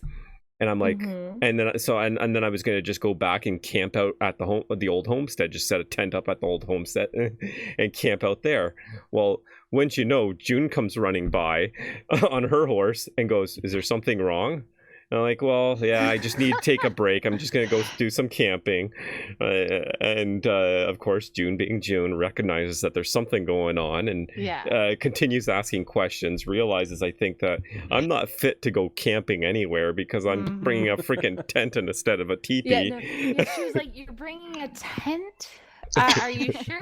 And he's like, yeah, I have a tent. And she's like, no, you don't need that. Here, take this. And she gives him a teepee because she knows she's like, if you take a tent out into the wilderness, it's just going to blow away in the wind. It won't be good. I remember that. And she did realize something was wrong. And she actually kept asking questions so Yeah. that she could like get more information. Right. She recommended spots for him to go hide. She's like, you should go to this like Yep. corner of the map by where like you can leave the county, and like there's this little ridge over there, and then that little ridge over there, and so she did all of this. So when people went looking for him, she could tell them where he was. And even though Rin's like, make sure you don't tell them because I don't want them to find me. And she was like, yeah, of course. Yeah. So, Funny story. JT and Emily read the note and then went hunting Turtle or hunting. something. Yeah, so Not I even looking for him. Weren't even looking for him. So the server shutdown goes, and I know that they're turtle hunting because I think was Emily Amitai was I think streaming, so I kind of like I'm here sitting in my tent, wondering what Watching the heck's Twitch. going on, watching Twitch because I had nothing better to do. Oh gosh. Seeing that they're out turtle hunting. Up my iPhone. I'm like, well, this is not good. I'm like, I was out with a tent, the teepee set up over by Wolfsong Gulch, and I'm like, I don't feel safe in this tent. If when the server goes down, an animal can easily get in here. I had my my horse and my goat on neutral, but I'm like, they may not be able to protect me very long. I'm like, and the tent's open, unlike the tent, the teepee remains open. I like the tent how it closes so you can't see out of it. I'm like, I'm not feeling very safe. So I see that, I'm like, okay, and the server's about to shut down. I think we were like 10, 15 minutes before the server restart the 1 o'clock my time server shut down. So I'm like, okay, I gotta go somewhere safer. So I ended up packing everything up, going back to the old homestead, trying the doors again, because I'm like, that's where I'm gonna feel the safest. Doors still wouldn't open. So I end up going up the cliff in behind Hope, where Hope is now, and setting up my teepee there. And I managed to survive this. Like, it was pretty safe. I checked and I saw, oh, there's no boars, no snakes, no scorpions up there. So I'm like, okay, I'm safe for the server shutdown that's now like 5 minutes away. I'm like, I know that JT and Emily aren't finding me because they're just heading back from a freaking turtle hunt, heading back home to get to bed so that the server shutdown doesn't leave them stranded. So I'm like, okay, I'm gonna just set up a chair, go into the tent, the teepee at this point, get my animals on neutral, so hopefully that they protect me, and then Why did you set up a chair? because I don't know, because I was trying to make it as realistic as possible, okay? So I set up a chair to sit in. I had no sleeping bag, I had no bed, I had nothing. It was a teepee and a chair, and the chair I had built while I was up there. I went and chopped down some trees, and I built a fire. Yes, I built a fire pit and I built a chair. So You also left out the part you left a note not only at your homestead but at Aubrey's as well. Yes. You left a note in her note box. Oh, I can't check because everything's gone because it's season. No. Wow, that just hit me. Never gonna see those animals ever again. Yeah, no, like what I do in between, like before I leave a season, if there's something I want to save, like for instance, a spirit animal note or a marriage certificate, I go in and I like look at the note and I pull up a Word document and I like type it out and write it out so that way I can like rewrite it next season and like act like it's the same one.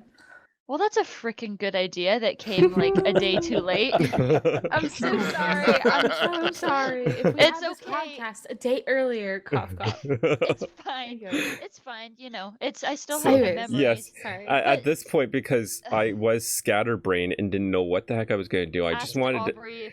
I asked Aubrey if I could hide out in her place because I didn't want to stay out in a freaking teepee after server reboot, and I was ready for bed. Darn it! It was 2 o'clock in the morning. So when Rin wasn't back for the server reboot, it was pretty apparent to Emily and JT that that something was wrong at this point, because at first we read the note and we were like, oh, whatever, he'll be back. Whoops. Wrong. And then I get back to the homestead. So they end up. Let's continue this story when they find me. So it took them an hour after the server reboot for them to actually figure out where the hell I was. And it may have taken some telegrams of screenshots because I wanted to go to freaking bed. So I did have to do some. I did have to do some meta so that they could freaking find Rin by sending them some screenshots. And anyways, so they end up finding me after they figured out how to get up the cliff by talking to the guys at Hope. They show up and freaking JT comes up to me, and I'm here pretending that I'm sleeping on the chair. My arms are back. I'm sitting on the chair, sleeping with the fire going. And he comes up and first takes the TP away, and then breaks the chair under me. So my reaction was I get up and start throwing haymakers at him. No, this is the guy who just got shot the day before. This is right after JT got shot, so he's still somewhat, injured. And I'm throwing haymakers. And then he pulls out a flare gun, and JT freaks out. He's like, because all he sees is a gun pointed at him, and so it was a really dramatic situation. That's hilarious. So it was definitely an interesting role play for Ren and for me as somebody this is really the first server I've ever played on that involves role playing. The first time I've really ever role played, because I never really got into Dungeons and Dragons. I've always been interested in, but never really played it. So this is my first real role play experience. So it was interesting. It went horribly wrong in my opinion, because it wasn't what I was imagining. I was imagining them finding me before the freaking server shut down, not for them to go off turtle hunting. And it was definitely, in my opinion, not the way I wanted to go. I had already shut my stream down at that point because I didn't want stream snipers like JT, who a lot of times will watch my stream on a second screen or whatever, to know where I was going. So I had, as I was going down from as I was heading back to the homestead from Keystone, I actually ended my stream there on purpose. Man. But yeah, it was interesting, but not exactly the way I, as Cyber Judge, expected it to go. Definitely. And that's the thing about RP. It never really goes as you're wanting it to go. Yeah. That's for sure. You can't expect it to go a certain way sometimes. Yeah, never. And the thing is if you ever you never can plan RP. First off, it's a rule, obviously, but the second thing is if you plan it out, it's not what you're ever going to want. And it's not as fun. Yeah, exactly. It's not fun. It takes the fun out of it, and it's you were talking about how all your RP scenarios never worked out, and you mentioned Dungeons and Dragons. I thought that was funny because what happened and what went into my head was, I've always played Dungeons and Dragons. I've never done an ARC server RP ever before. Before June, it was just June was the first. I had only ever done Dungeons and Dragons before this. Dungeons and Dragons, and I have to say, June actually was June had a muse. She was based off of a character I got to play for 2 months in Dungeons and Dragons. And when I played her in ARC, I had a very Dungeons and Dragon-esque kind of way of RPing it. It's basically throw yourself into as many people as you can, figure out as many things that are going on as you possibly can, and get a handle on the situation. It was very entertaining, but so it's a very Dungeon Dragon-esque way of going into it. I thought it was funny that you mentioned that. Yeah, I feel like because I've played D&D a little bit, though I find it to be very different because D&D, you're very much aware of how for one thing, it's hard to meta because the dungeon master is controlling everything. Yeah. Secondly, it's you don't feel as immersed. Like if you have a good dungeon master who is a good storyteller, yes, that helps.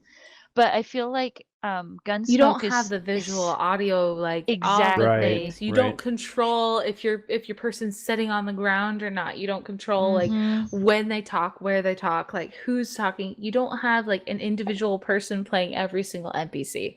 It's And D&D on yeah, steroids. it is. It is. It's- I absolutely adore it. I remember I used to do 12-hour D&D sessions.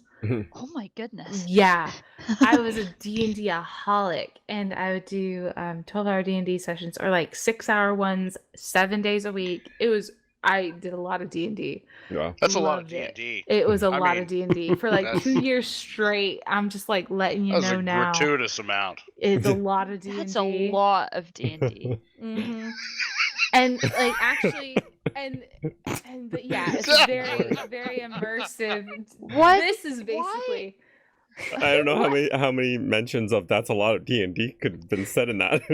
That's a lot of D&D. It's a lot of It's a D&D. huge It's an D&D. issue.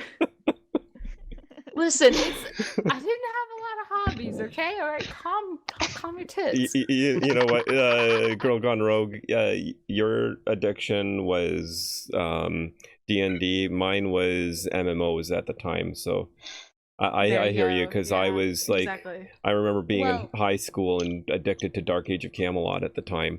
Speaking of before D&D, I actually was in like Warframe. That's how I met a couple of the people who ended up joining Gunsmoke later on, which is pretty entertaining.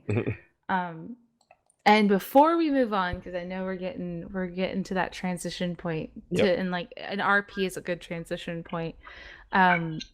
Before we move on, like this is in my mind, the muse for June. At least June's the way she is. She's a walking dumpster fire now, but her original D&D form, her original, like, I only got to play her 2 months before she was used as like a demon sacrifice for like this weird god, and she just got combusted spontaneously, and I never got to play her again. So before all that, she was a half elven 14-year-old gunslinging undead android warlock princess. If I gave the full title of it, like when the whole campaign was done and over with, that is like every single title that was on her. So, and she like wielded like this 8-foot tall sword and 3-foot wide sword. It was beautiful. It was fantastic. I just wanted to put that snippet in there. Awesome. All right, we can move forward. Now you Well- can imagine June from Gunsmoke doing that. You're welcome. Well, I noticed Sage was a little bit quiet for this kind of round table. I want to give Sage some time to say anything that they wanted to bring up. Sage, are you still with us by chance? Yeah, I'm here. Do you want to put your input at all in this roundtable? I know you've been staying pretty quiet and probably didn't want to interject with these big voices, but feel free to. Feel free to. This is open for everybody, so I want you to have your say as well. Oh boy, that was a lot of conversation. Though, hopefully, I don't need to touch base on all of it. No. Say what you want to say. Just Anything say, that yeah, was what on you your want. mind about this season. We're gonna move into the season ending storyline next. But before we move into the season ending, anything you want to say about the whole season in general? Anything that you may have heard one of us that you had an opinion on saying? Any shoutouts of other RP players in Gunsmoke that you want to make? Go ahead and let it all out. No boy, be careful Oh with that one. gosh. I have corgis. All right, so you're good to move on then, Sage. Well, before, I just wanted to give a shout out to Sage, in like an apology for June, but man, June fussed at Sage so much this season. She was like, "Gosh darn it, Sage! If I have to bandage you up one more time, I'm gonna lose it." And it got Sage to the is- point where he kind of Ah. quit coming by. No, yeah, but last time she fussed at him, it was for reasonable cause. But no, I wanted to say, it's always really entertaining to see what kind of injury Sage brings to you next as a doctor. I feel like it was like every other day, maybe something new came in at one point. At one point, it wasn't the whole season, but like at one point during the season, you're like, okay, Sage, nice to see you again. You're my just the regular today. It's like, okay. Well, with all the I'll admit, he is pretty accident prone. He is very accident prone. Okay, a lot accident prone. and with all the roof jumping that you did with Abigail, like it didn't surprise me that you got injured all the time. Hey, a lot of it was from the bears when he went up bear hunting with people. He never went down after the first time.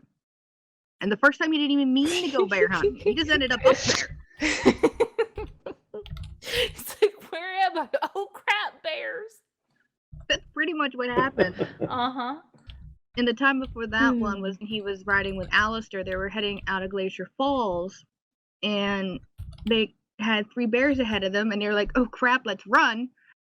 Alistair went one way, Sage went the other, and it didn't he turn out realized good. he lost Alistair, so he turned around, or tried to turn around, and he ended up getting pinned between 3 bears in a tree, and lost his horse.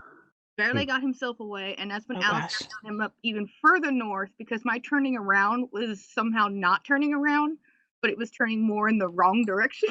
It's very, very Sage. It's very Sage. Oh yeah, I get easily turned around, and I can't really see anything when it's at nighttime. Well, with the screen I use. Sage, let's go over. We're going to be going into the season ending, but at the end of the season, you ended up getting shot, and we're going to discuss that in a moment. I got shot twice this season. Oh well, at the season end, you got shot, and Ren was asked to bring you from the Joneses to Keystone, I believe, or was it? No, it was actually from Juniper to Keystone, and I believe you had to provide Rin direction because I was going totally the wrong direction. A little more right. He's like, I've gotten lost enough times to know you are going the wrong way. When it's daylight, Sage is very good at getting where he needs to because I can see it. And it doesn't matter what time of day it is. Rin, even in my real life, I need GPS to get anywhere where I'm not familiar with, or I don't get there. So true. And I seem that curse seems to follow me into games. So you can't rely on me in Gunsmoke to get you anywhere, because we'll get there, but it may take a really long time. So and Scarlett, I believe I freaking knocked you off my horse. God. Oh boy. Okay, you wouldn't believe how many times Sage got knocked off a horse this season. Aubrey is so it's part of Aubrey's a wrangler, so obviously she's good with horses. So anytime she's on a horse, she's fine. But my God, people just every time she was on the back of a horse, she got knocked off. She got knocked out by Skylar's horse at the beginning of the season. Like, she accidentally punched. Okay, so she'd just been gifted a goat, which was amazing. She hadn't claimed the goat yet. And it was Skylar's goat that she was gifting. No. I accidentally punched it because I didn't have my controls in line at the time. I accidentally clicked it, punched the goat. The goat screams. I feel bad instantly, but I didn't really have time to apologize because then it starts attacking you. Yeah, no, not the goat, the horse. Oh no. The horse knocks Aubrey out with one hit. Eek. One hit. Eek. Was that the only time she got knocked out by a horse? Yes. Sage has her beat then. Oh gosh. But he got knocked out at least 3, if not 4 times this season. Oh my God. All my friends. Oh jeez. God. But Aubrey's sense of direction, it's worse than even Rin's. Like, I think I always got lost on the way back to my homestead from Juniper. I don't know how. Like, even Rin was like, where are you going? Oh, that's bad. You see, what you guys need is you guys just need your own JPS, guys. JPS? Yeah, your own June positioning system. I mean, just get your own personal June. Or no, I'll June just- pathfinding system. There you go. There we go. It works. So what? We just like shove June on our horse and then she directs us, Oh or no, what? no! You give June your horse and she will take you there. Ooh, I like that. Oh man, but no. And I know I know that CJ's probably wanting to transition soon, right? Actually, we have somebody that is going to has to wake up for work in the morning, and it's not me. So he does want to sign off. I do want to give him the chance of to give his opinion of our season ending, which is what we're going to move into now. Okay. Before he says his piece, though, and it's Diesel who's got work in the morning, but before I not have him say his piece, this is what Rin was presented. So Rin wasn't awake when the whole season ending thing started, but this is what Rin was woke up to when the season ending started, and I'm just gonna play this if I can. Zombies, weren't you listening? Seriously? I think you're just We're getting shot up, and I think you're just smoking some juju or something. I want some. You guys no. smoking anything? I don't think juju is something you smoke. So yeah, Randy was going around with Abigail talking about zombies, and that's how I was introduced to what it had nothing to do with for season ending. But we're gonna move into talking about that season ending, which I think we all have opinions and mixed opinions about it. But since Diesel does have to take off, I'm gonna let him comment first, and then I think he was gonna just agree with me, but he can take some of what I was gonna say and go from there, and then I'll fill in the rest after he takes off. Go ahead, Diesel. Well, first of all, I would like to say that the season ending thing was a great idea. I think that the admins had a really great plan there, and like we kind of talked about earlier, it didn't exactly go the way anybody had planned, but can you really plan the stuff? Now, sure, there might have been some administrative mistakes or something like that, but this is all opinion based. But as a server administrator myself, I can't help but appreciate what they tried to do, and you can never get it all right, ever. It's impossible. And I know that Rogue Angel, we run an art community ourselves, and it's just it's a battle. So my biggest thing was I think the dogs might have been a big put off. They were super high level, and everyone knew that they'd get destroyed by them if they were gonna get into an altercation with them or something like that. So I think that just kind of put everybody off. I mean, I don't think it worked out the way it should have, even with that, but it could have been better, and it's unfortunate, but I mean, live to see another day. That's kind of my opinion on that. But like I said, I have a lot of respect for the administrative team on this server, because I mean, like I said, as a server administrator, it's not easy. You can't please everybody. You won't. You can't. I mean, do your best, but you can't. Can I comment on the dogs? Yeah, go ahead. Okay, so on the dogs, I think personally, the dogs, in my opinion, weren't that big of an issue. That I think they're meant more like I can understand where out of character it could have been a pretty like deterrent, because you can see their level, you can see how old they are.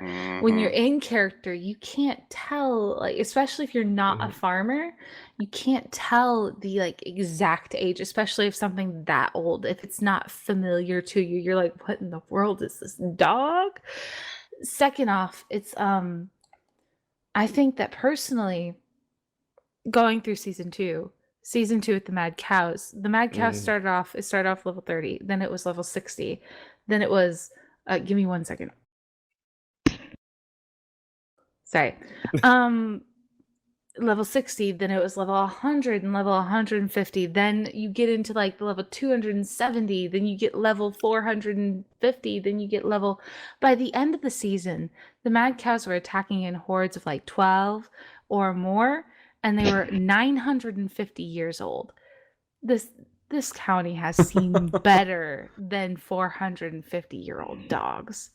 Especially just like a small pack of them. Like that, it's not like that big of a deal for the people, especially that have gone through that. So sorry, I'm getting distracted because I had trolls in my chat and I was trying to like go through. Anyways, that's a really good point though about not being able to, the nameplating thing. Exactly. See, that's not something and I would have thought I think of. personally, I think the admins did fantastic. I think they had been setting it because the admins and what Gunsmoke is all about is it's about a story. It's a story that we are writing as a community. We are gathering together and putting each little puzzle piece together as like one person and adding our little tribute to the story. It's fantastic. And that's what it's all about. Is it's about telling this RP kind of thing. It's not an official server that's here to fight for PvP. It's not a combative thing. It's not something that's supposed to create tension, OOC. It's not any of that. It's just here to tell a story of our characters that we create. And I know that with the admins, they set it up beautifully. They really did. They set up so nice. All these. It was going to be wonderful. Like these people that were supposedly working for Almeida Slim were actually the Red Bandits that had been plaguing this county for seasons and seasons and seasons. And these were the Red Bandits. They had killed Almeida Slim and come in and tried to take over the county. And we were here to try to kind of like help solve the puzzle. And that doesn't mean that there's not going to be any PvP. That doesn't mean anything like that. It means like at least follow the rules.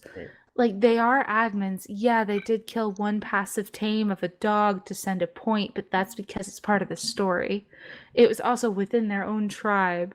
So technically it's not a rule break. Like there was so many things that the community could have done better in reacting to and like trying to RP more than fighting.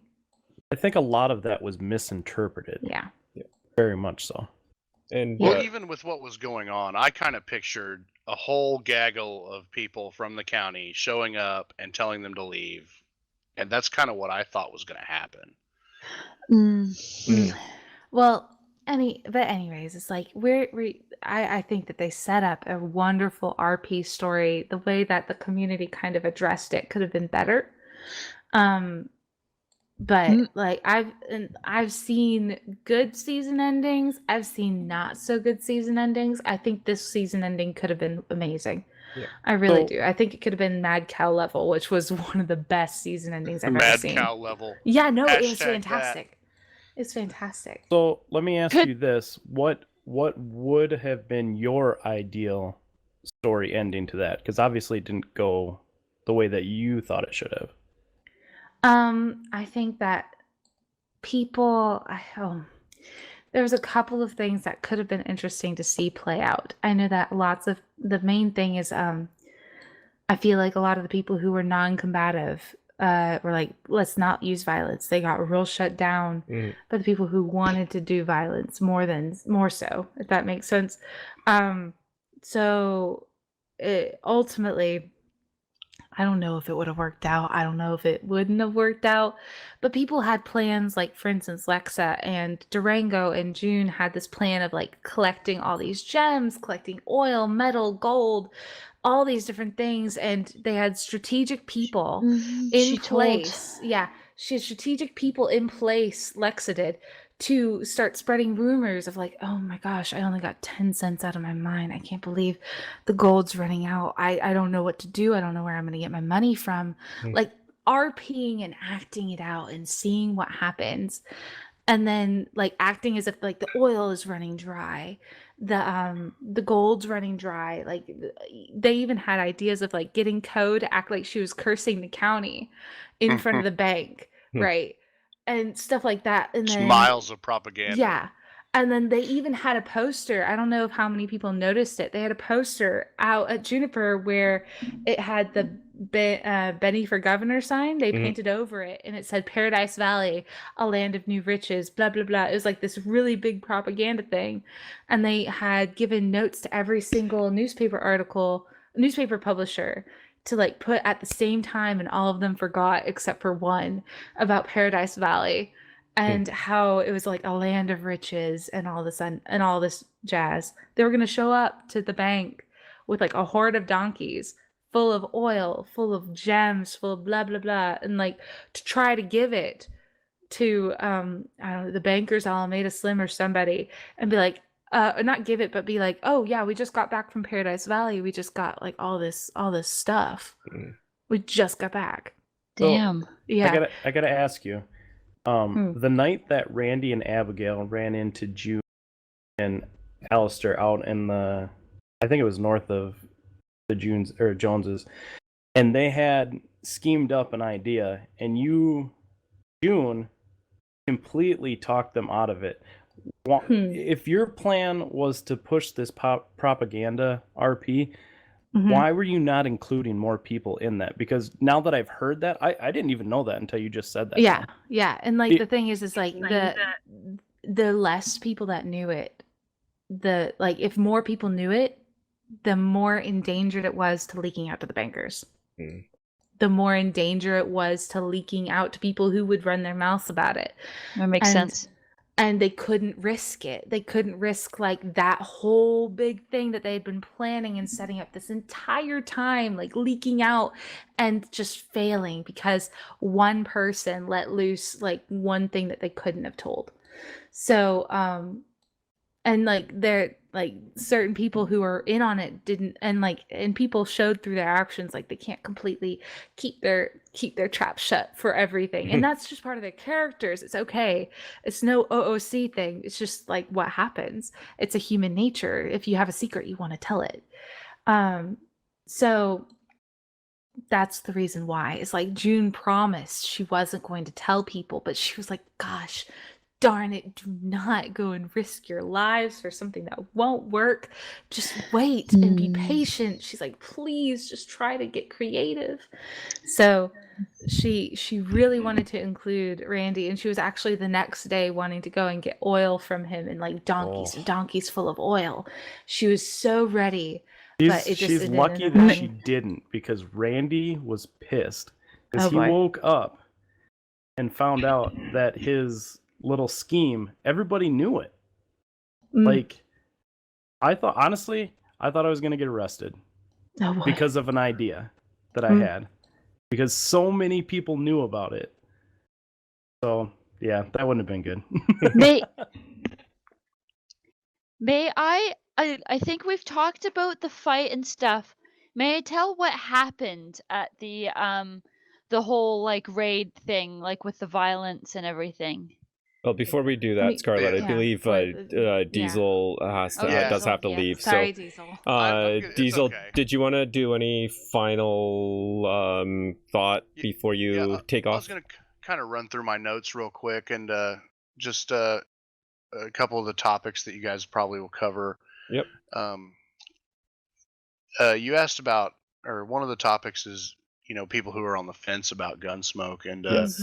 I just want to throw in my 2 cents. I mean, I've never done any role play, anything like that. I was super on the fence, and I got in, and I've honestly had more fun with any real gaming experience than I've ever had. So for sure, this has been a lot of fun. It's going to be, and so JT will definitely be back, and it's gonna be a lot of fun. He's probably be a changed person, whatnot. It was actually fantastic seeing you grow into the role play from when you first started, because I remember when I first ran into you at the old homestead, and there was so much out of character chat coming out of you mixed in with real, and it even got to the point where Emmetai messages me later and says, do you think he's gonna do okay? And I'm like, yeah, he'll get used to it. So to see you grow into the whole role play thing, it was very nice to see that you really grabbed the bull by the horns, to say, because I know Emitai really had to work on you to get you even to start playing it. That was another point that I wanted to make, was as a big shout out to Emitai for getting myself and Rogue Angel into Gunsmoke. yeah. And Because me. yeah, there you go. See, so like, Oh sure, So I'm just chopped liver. I had nothing to do with it. well, no, you didn't. So like, I'm just kidding. No, but you know, she kind of talked me into it and said, you know, you should really try this, and so I tried it, and I really didn't think I was gonna like it. I'll be completely honest. I was like, I don't like this. You know, I don't like how I have to go find other people to make me a gun and stuff like that. Well, I love it. It's awesome. It's so much fun. Awesome. It's it'd be hard to go back to regular ARC. Yeah, You I agree. crave that interaction once Yeah. you've had it. The interaction's Yeah. great. The community's great. I think meeting June was one of the big things for me when it came to actually kind of coming into a character and everything like Mhm. that, and getting into that community, having people just swarming me for carpentry stuff, and like it was quite the experience, and it really put me, you know, into my character, which was really awesome. So that was kind of my last thing. You know, if somebody wants to try this, they should definitely try it, and I can almost guarantee that you're going to have fun. I mean, it's not for everybody, but that's okay. Mhm. You know, and then again, the shout out for Emitai for getting a lot of us in here. Yeah, and she actually got me in showing as us. well. So if it wasn't for her, I wouldn't have been Yeah. playing either. So Well, there you go. Yeah. That's all of us except for June. Well, I And met Sage. Emitai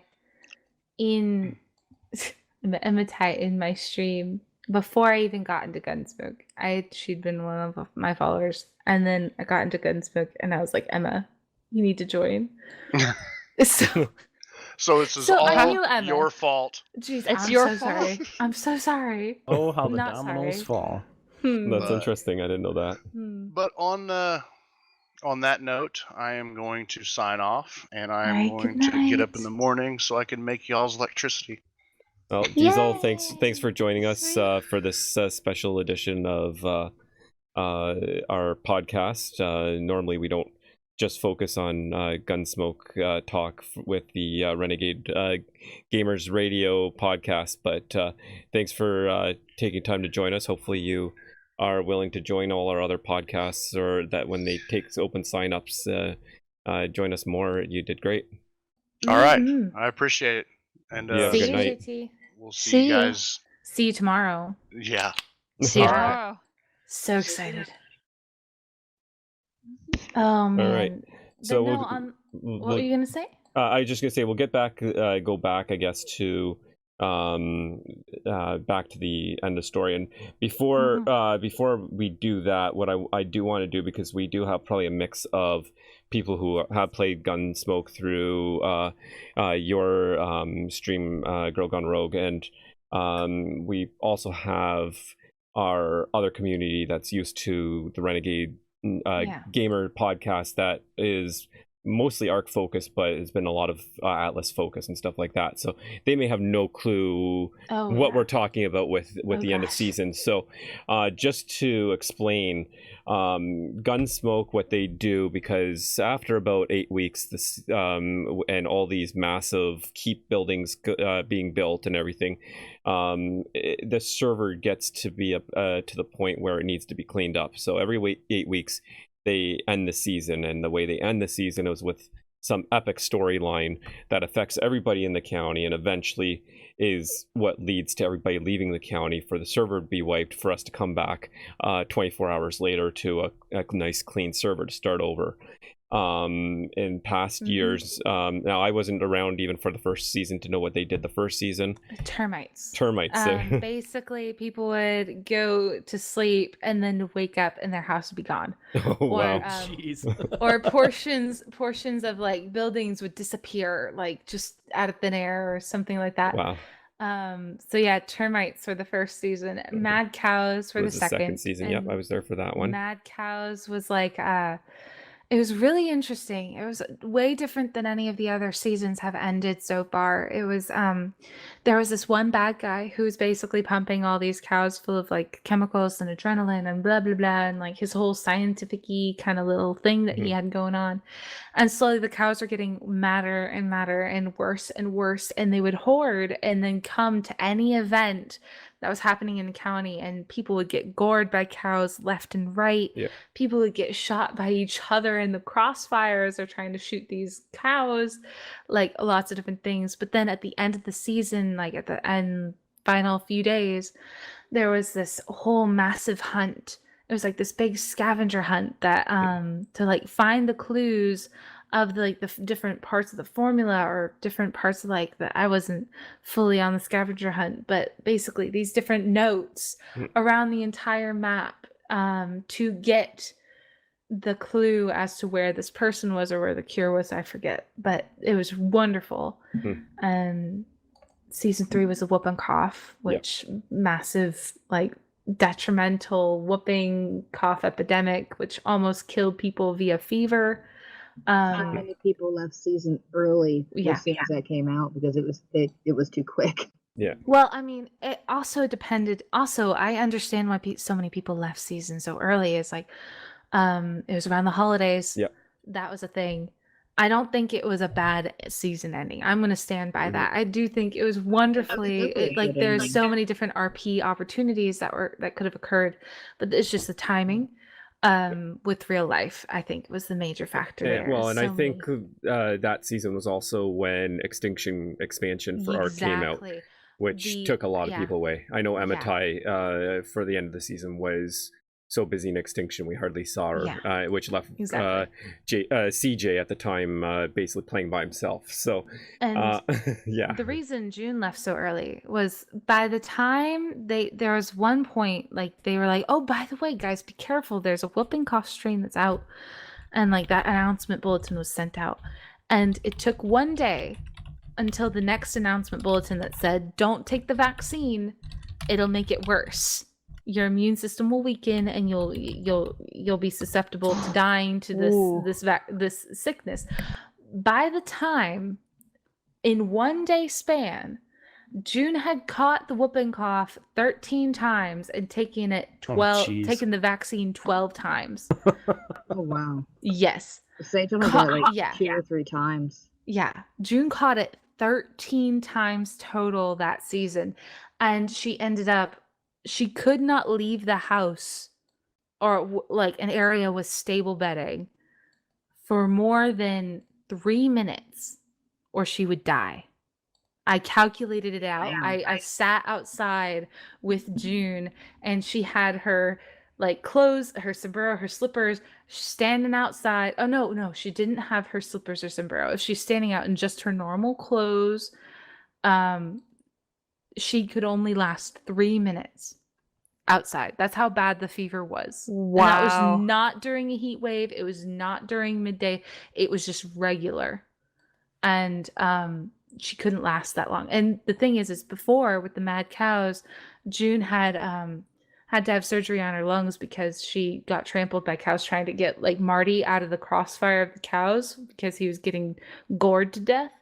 And she ended up cracking ribs and ended up eventually, because of shenanigans that happened in RP, got internal bleeding that was fluid filling up her lungs and damage to her lungs. She had to have surgery on them. So she couldn't breathe well already going into this season. So with the whooping cough, it was very difficult on her to survive it. So the RP led her out of county, or else I would have stayed. Ooh. Mm-hmm. And then the season was the bandits, the Almeida Slim. Yep. So we really haven't recapped exactly what happened. No. Do you want to? We can absolutely. So I was Rogue Angel. Why don't you explain? Because you were the one that came running up to Rin, because I believe you were in our homestead the first one to explain it. So I don't know if you or Sage or Girl Gone Rogue, would you one of you guys, because I missed the start of it, so one of you guys want to go ahead and The start explain. of the end of the season? Of this season, Yes. yeah. Okay, I feel like I've talked so much. If someone else wants to do it, it's fine. Well, my version of Randy's version of the story is incomplete, so it's probably best that you. Scarlett, do you have like, were you around when it started? Well, I was at the protest. Well, we need to go before even the before protest, like Okay, how it all then, yeah. started. So, at first, there was all the newspapers that came out and said, "Oh, this new industrialist from New York is coming in. He wants to carve out his own section of America, and he has his eyes on Gunsmoke County. He's buying up land for anyone who sell." And obviously now we know that was a ploy, but then we started seeing very few like property of Almeida Slim signs popping up here and there. And no one really took notice. Everyone was like, I'm not going to sell. I'm not going to sell. I'm not going to sell. Yep. And then I remember the one day that kind of kicked it into gear for Knot Town was there was a banker that got hired. One of the new bankers. Yep. The new bankers that came in when Almeida Slim took over the bank. One of the new bankers came in, and a lot of June's friends in Knot Town watched as this banker drug people out of their homes and drowned them in the river. Wow. And then destroyed their home and replaced it with a property of Almeida Slim sign. And then left a mailbox. Yeah. Oh. What did you say, Suji? They supposedly bought the property. Supposedly. And there was a mailbox underneath that sign, and no sign had a mailbox underneath it except for this one. It says, "Thank you so much for your generous donation of your property to Almeida Slim. Almeida Slim is so grateful," basically something like that. And oh man, Knot Town lost it. Everyone was very up in arms, and so that was a big deal. And then after that, slowly you see more and more signs coming up. I remember June went out to go buy the land deed for her homestead. She didn't want her homestead to be lost, and she was one of the first people to get a land deed from the office. And I remember Banker Benny was originally gonna go with June, and he was like, "All right, come on, Miss June, let's go and take a look at your homestead and mark it down for our records." And we call her D because she doesn't like, matter. Doesn't matter. So Banker D was like, "Actually, Benny, no." And June's like, "Uh-oh." And she's like, "Actually, I'm gonna take June, and we're gonna go look at her homestead. You can take Conrad." And they went up to the mountains, Benny and Conrad, and Banker D, Lexa, and June went over to June's homestead, and she marks it down. And she says, when she finishes, she's like, "Thank you so much for renting from Almeida Slim. We appreciate your patronage." And she was like, "What?" What? And then that's when it hit her. And then she went for a nap. It was like 2 hours long. When she woke up, right in front of her homestead was a sign facing her homestead, not away, facing her homestead, says "Property of Almeida Slim." Oh, wow. And there was like signs everywhere. And the thing is I couldn't build on my own property after that. You couldn't place anything. If you picked something up, you couldn't place it back down. Oof. Because that was in the way. It was property of Almeida Slim. It was really interesting. Now they removed that for you, right? Girl Gone Rogue? I think so. I think they actually because did. even before everything happened, because I know you put a complaint on that you couldn't build, and even before everything happened with the militia, I think you It wasn't more of a complaint. I was like, is this supposed to be? Yeah, I'm okay yeah. if it is, but Yeah, is you, it you a thing? I don't think Yeah. complaint was the wrong word, because you were asking like, am I not supposed to be able to, or was it just put down an error type thing? Yeah. Yeah. So then that happened, and eventually things started escalating. Yep. Sundance had been surrounded by signs. The swamp had been overtaken with property of Almeida Slim signs. Like, there was certain areas, like all the mines had property of Almeida Slim signs in front of them. It slowly progressed more and more until there was one note that was slipped to, I think it was Lexa, that said, hey, Almeida Slim is going to be coming into the county today. We're going to revolt. And Lexa let other people know. And those other people decided today was the day that they were going to go and kill Almeida Slim, not talk to him. That was that was actually in the plans before that note. So Randy and I actually got approached about the militia way before that note happened. So there was already a militia plan in the works.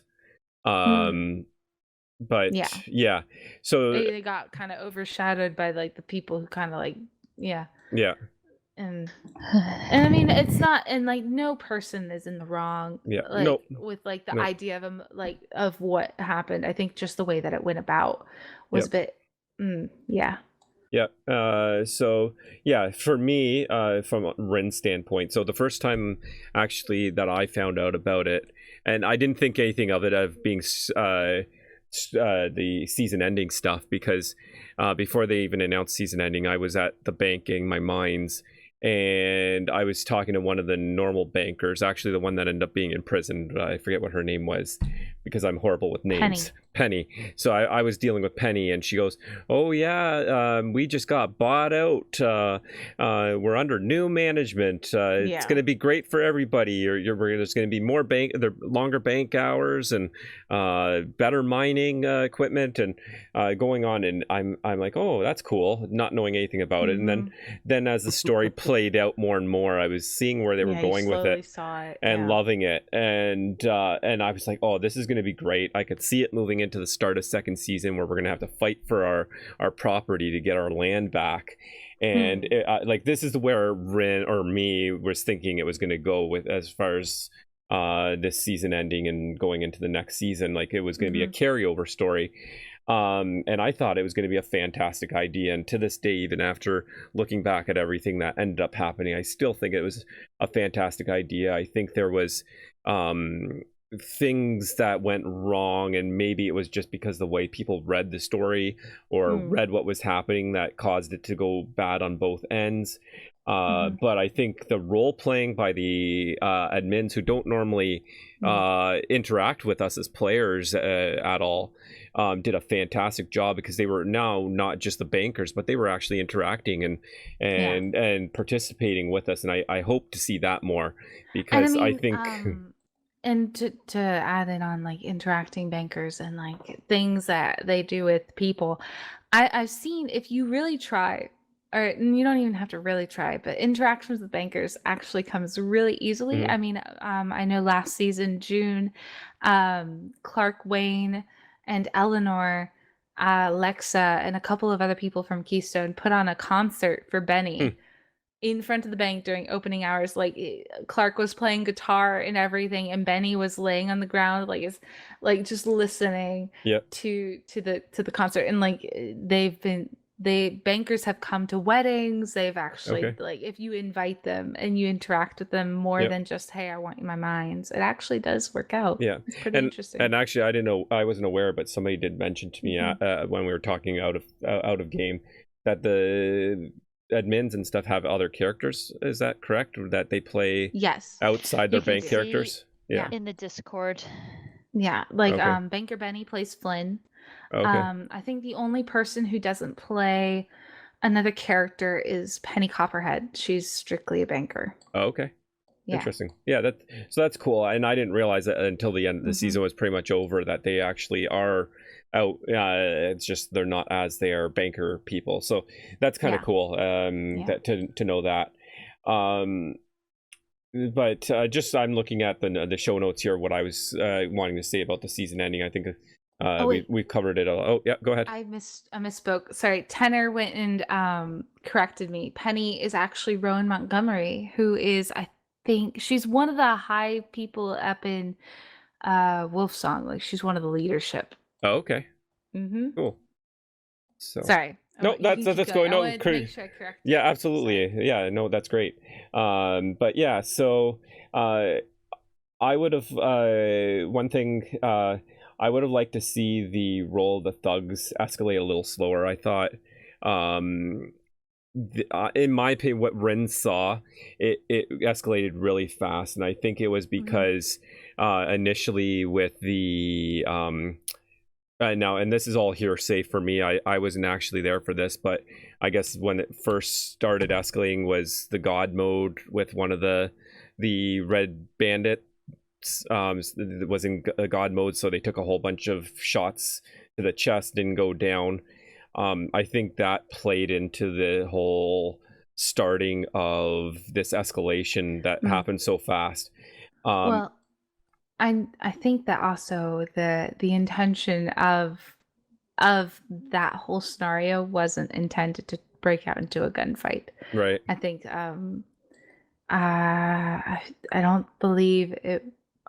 I wasn't there, so I'm not going to speak on anything. But I do believe like one of the players instigated the gunfight, which caused all of that. Sure. So it could possibly have been the admin wasn't actually prepared and didn't know he was in God mode, or like a bunch of other things could have happened. But I think that tone that the player set in the forefront set that tone. But I know for a fact how much planning, like all season long, that goes into the end of the season, that they had a lot more. Sure. I know they had a lot more for us. Yeah, and I'm not faulting them. I'm just thinking, and yeah, like I said, I don't know the scenario, but it's what caused this whole, like there was a culminating thing that a whole bunch of things that led up to what ended up being a militia forming, and I think it was a lot of people talking in the end of what things that they saw.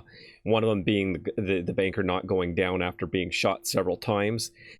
Whatever reason it was, I know in the back of the people's minds, I was like out of character. People were saying, well, they're mods. They could have just played that scenario that guy got shot, and then Slim put somebody else in just as badass, and like. But however it happened, it did cause, whether intentional or not, it did cause escalation. Yeah. And it wasn't dealt with. I will say, I wanted to comment real quick. Yep. I loved the way that people role played that out. On how Flint, when he didn't go down, they're like, oh my God, that Flint guy, he's on that same stuff those cows were on. That's awesome. He never goes down. Yeah. It was brilliant the way that it was done with that. I loved that. I remember having a conversation, and I can't remember who it was with, but they were talking about, well, Randy was hinting, he's like, well, maybe he had like the door off his fireplace or something, like on his chest, and that's how he took all the bullets, and like just trying to figure out how someone could take that many bullets, in character. Yeah.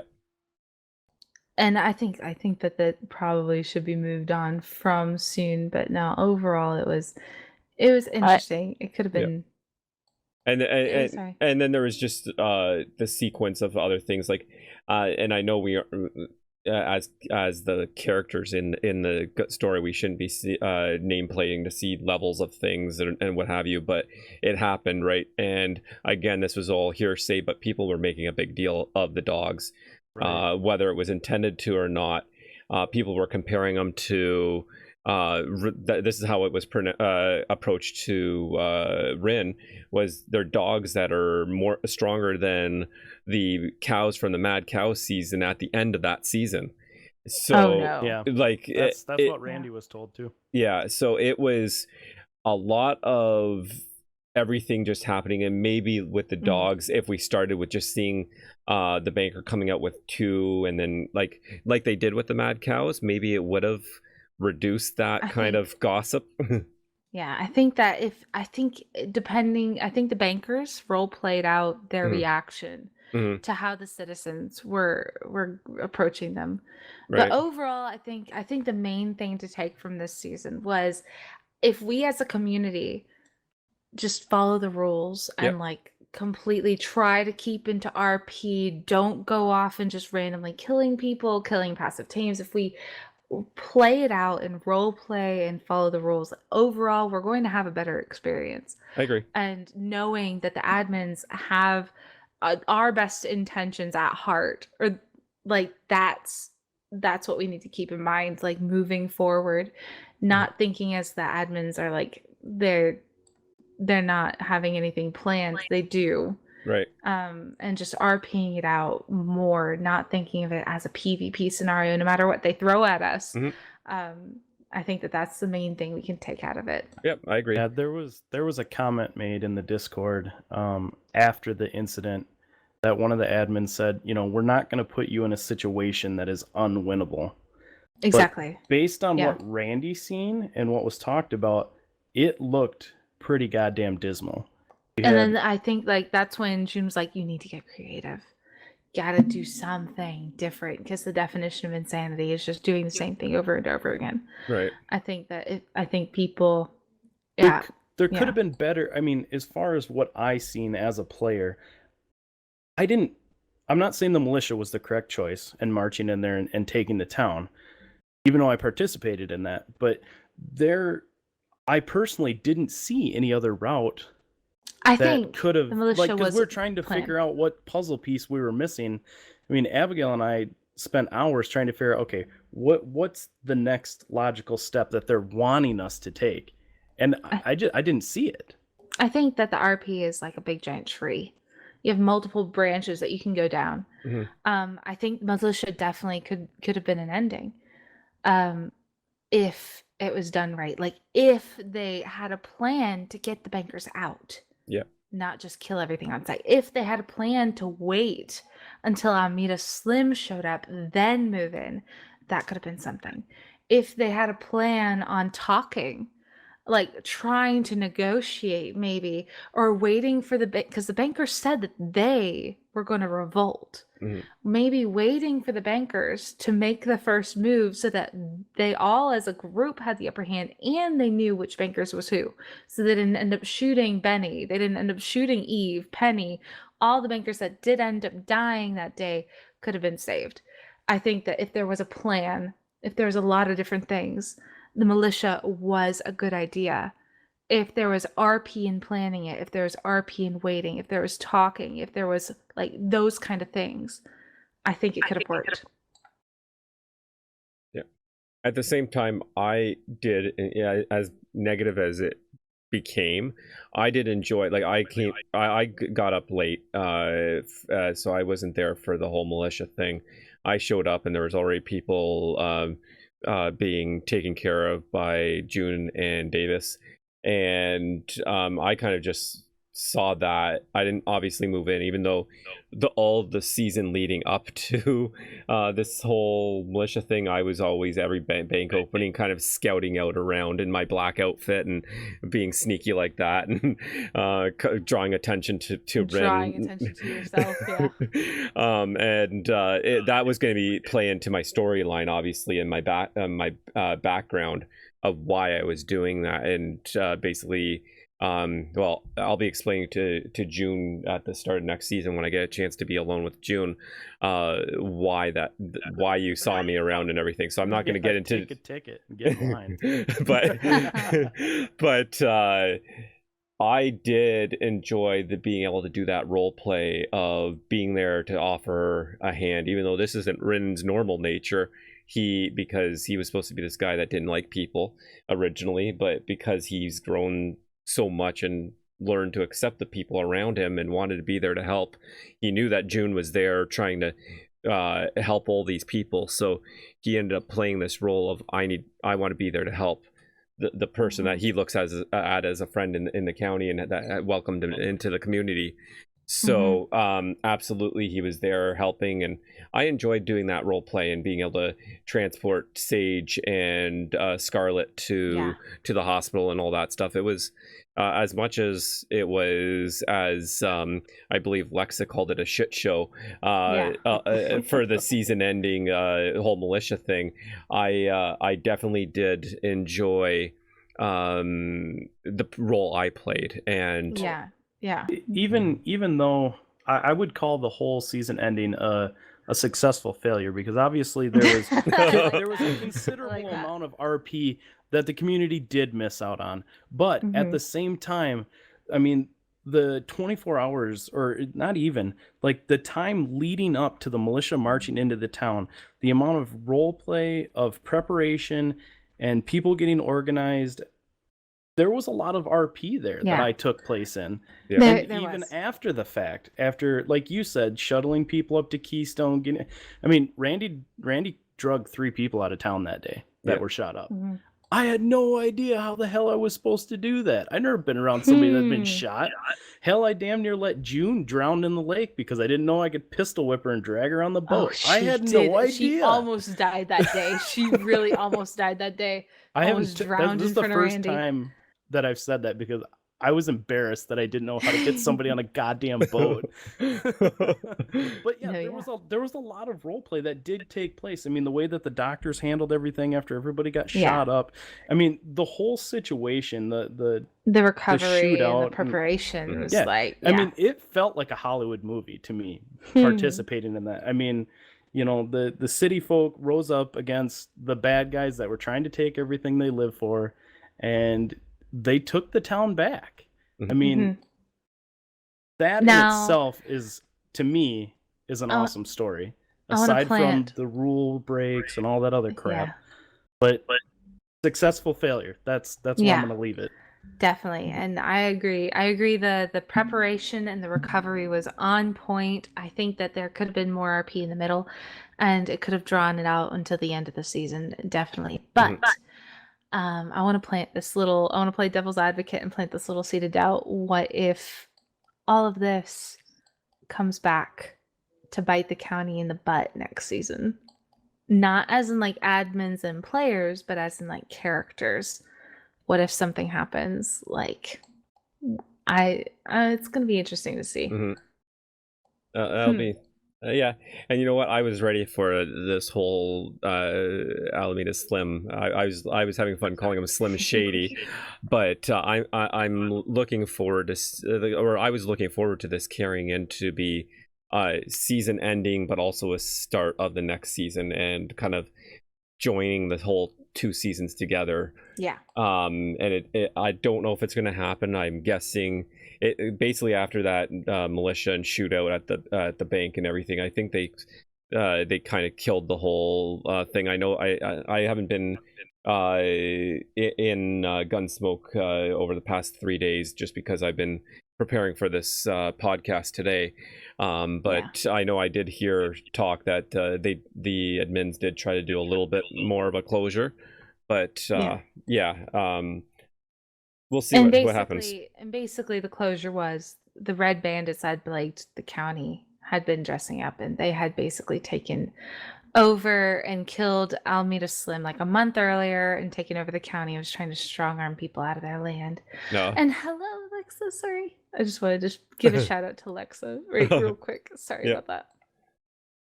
But I think because just it's getting late, so Sage, you haven't really said anything. Scarlet, I know you said a little bit, but did you either of you have anything to say about the season ending before we move on to the next and probably the last? We'll have 2 more topics that will hopefully go through a lot quicker. But did either of you have anything to say before we move on? Sage, why don't you haven't talked a whole lot. Why don't you go first?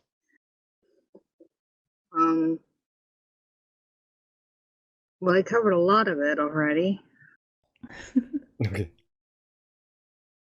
I didn't want to leave you guys out of not having any opinions. I know. So, and I appreciate that. One thing I will comment that with the way the season ended, was with a lot of people injured from it because it ended up being a shit show of a gunfight fight. Yep. I know personally my character actually ended up leaving season with stitches and stuff still because there were no doctors on after a day or two, and I couldn't get online for 2 days, and when I finally could, they were all gone. Right.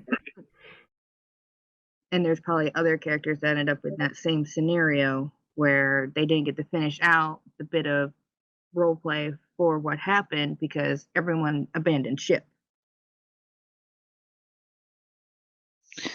Yeah. It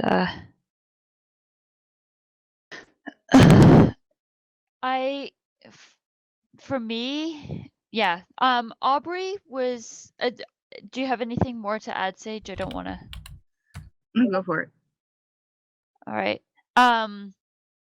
For Aubrey, she saw a whole lot of it actually. She was really, her character is she likes to be knee deep in things because when she isn't, she finds people like she doesn't trust people because of her past when it comes to big dealings like that.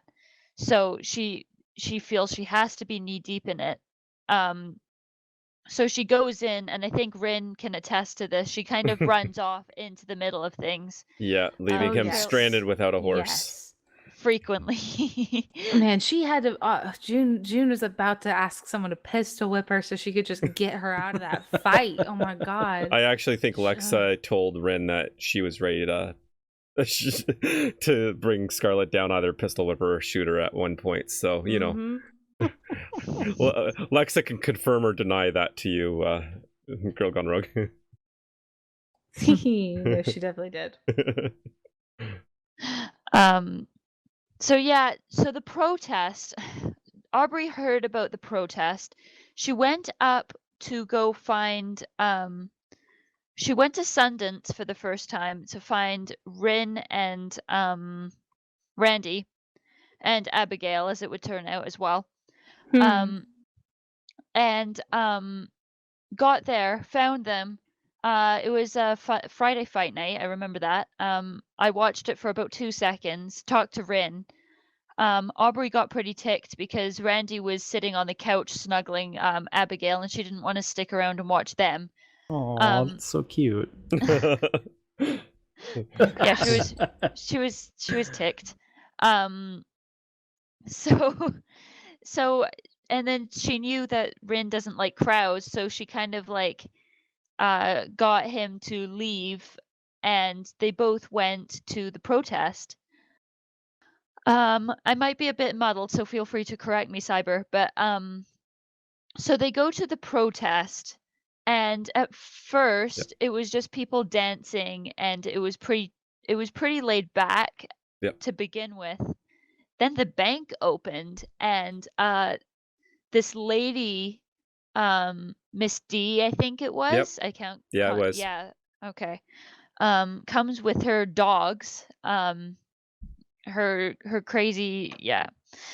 There was let's just say, I remember Sadie Crow made a joke about going over the animal limit, because there was more than there was more than even a wrangler could have had. There was definitely more than a dozen there. So I remember Sadie cracking a bunch of jokes at that. And then Miss D got pretty pissed, and everybody I can't remember what. That was the scene where I think it was Sadie's child was on the roof, and Mrs. D made a comment about shooting the child off the roof or what have you, as all part of the role play, because they were all doing the verbal back and forth things. Right. So yeah, that was pretty bad. And then of course I think this was when Lexa went in and snuck a note to. No, this was before that. Somebody else went in, snuck a note to because Miss D got annoyed and shot one of the bankers. Yes. We knew the banker was still alive because we heard her speaking, but somebody got concerned, pretended to go buy a mine, and actually slipped medical supplies, and then Miss D got annoyed and then shot the banker again, and that's when everybody scattered. And then the snipers were taking shots at people. Yeah. And that's when and Candace got shot and killed, and shot and killed. Yeah. yeah, and some Alistair others got shot. Like a bunch of people got shot. Yeah. But And yeah. then Aubrey tried to run in, thought she'd look all heroic, realized that was a dumb idea. That was when she left Rin. Just stand, no ride, no nothing. Aubrey knew that he could use his natural charms to get a ride home if something happened. God. Remember, all season I've been playing this over mid-40s guy that everybody was calling the old guy and calling Grandpa. There was no charm in Ren. But people liked Rin because he was honest and anyway. So that was Aubrey's thinking. So the next day, everybody was pretty. Now, okay, here's when things went, I think, in my opinion, a little south. So I joined Aubrey joined the militia. She of course got lost on the way to it, even though it was at that pond that literally anybody could find, and got put into Savannah Skinner's, or it might have been Sammy. In fact, it was Sammy. Sammy Skinner's little group there. It was split into groups. There were the green hats, the magenta hats, the red hats, and the white hats. And each group had its own job. It was actually the plan was solid. I think the execution left a little to be desired in the fact that it kind of left RP out of the whole equation. As an attack plan goes, it was good, but again, everything kind of went. It did become a shit show. So Aubrey goes riding off. It was to be fair, the RP at that meeting was fantastic because it really gave me the feeling of we have a goal, we're a group, we're going to stand up for the county. And I really appreciate it. Yes, the intentions was misplaced, and I think Girl Gone Rogue spoke a lot about this. I'm not defending the lack of RP like in the actual fight, but I think the lead up to it was really, really well put together. So the group, everybody had their signals. They waited until the bank opened, and then Green Group was supposed to go in. And then I guess I don't know what the plan was after that. I guess the plan was to go in shooting. I'm not really sure. Yeah, that was the plan they were given. So yeah, Skylar and Aubrey had a heart-to-heart. Skylar told Aubrey that she trusted her with her life. And Aubrey was supposed to be Skylar's bodyguard during the whole fight because Skylar was our doctor. Each group had its own doctor. They were the Red Hats, and I was supposed to protect Skylar. So we go in, and the dogs were there, and I'm sure you all know. You obviously all know about the dogs. Yeah, that was one of the rule breaks. Yep. They were on passive. Sundance shot and killed a lot of those dogs. That was the Green Group. I'm ashamed to say it was Green Group that mostly did all of those kills of the passive dogs. I just remember hearing the dogs aren't attacking us, and then after that, gunshots were ringing out. I didn't know what was going on. There was bullets just barely missing Aubrey's head. And after that, like that's when everything I didn't know what was going on. I couldn't see any of the other both groups. Aubrey's ended up getting shot, and at that point, Sage pretty much didn't draw his weapon again and was too busy pulling people out. I appreciate that though, because he actually got clipped when he was trying to get Levi Denton out after he got downed on the rooftop of the post office. He had to try to jump up to the roof to get him because Levi's a lot taller than him, and it was a lot easier to jump for his character. Sage couldn't make the jump. He tried and tried and tried, and that's when he got shot. Yeah, being out in the open like that. Well, he wasn't even in the open. He was on the stairwell towards the back of the post office leading up to the roof. Oof. But he was sniped by one of our pink hats. One of our? Oh my goodness. Yeah, those pink hats were sniping anyone that they saw and moved. Oh my god.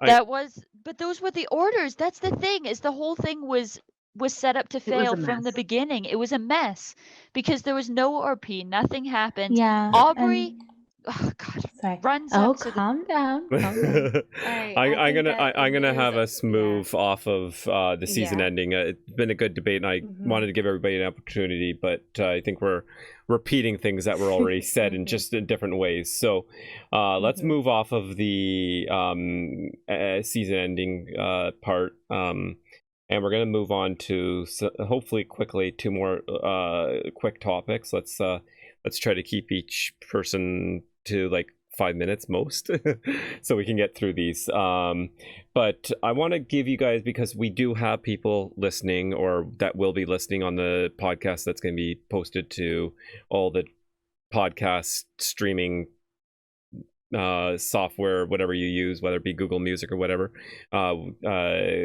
Just look at for those who want to pass it on, just tell them to look up Renegade Gamers podcast on Apple Music or anything, and they can listen to this awesome podcast that we're doing.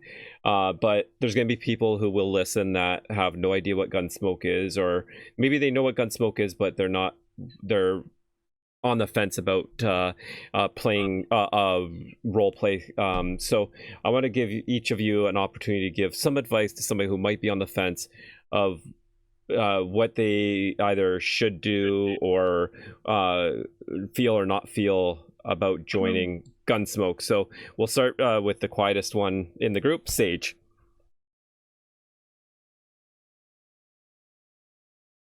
I heard my name. What am I doing? You are giving advice to people who might not know what Gunsmoke is or might not just haven't joined Gunsmoke yet. Somebody that might be What on the do you fence about Yeah. Gunsmoke because of the whole idea of role playing or what have you. What would you tell those people that are unsure about playing Gunsmoke? Oh boy. That's not encouraging. Well, the first thing I guess I would say, if RP is something that interests you, if you've never done this type of platform for it, I was in the same boat. I used to do all text forum based role plays and never did one where I had to actually talk or had to use the whole voice thing going on.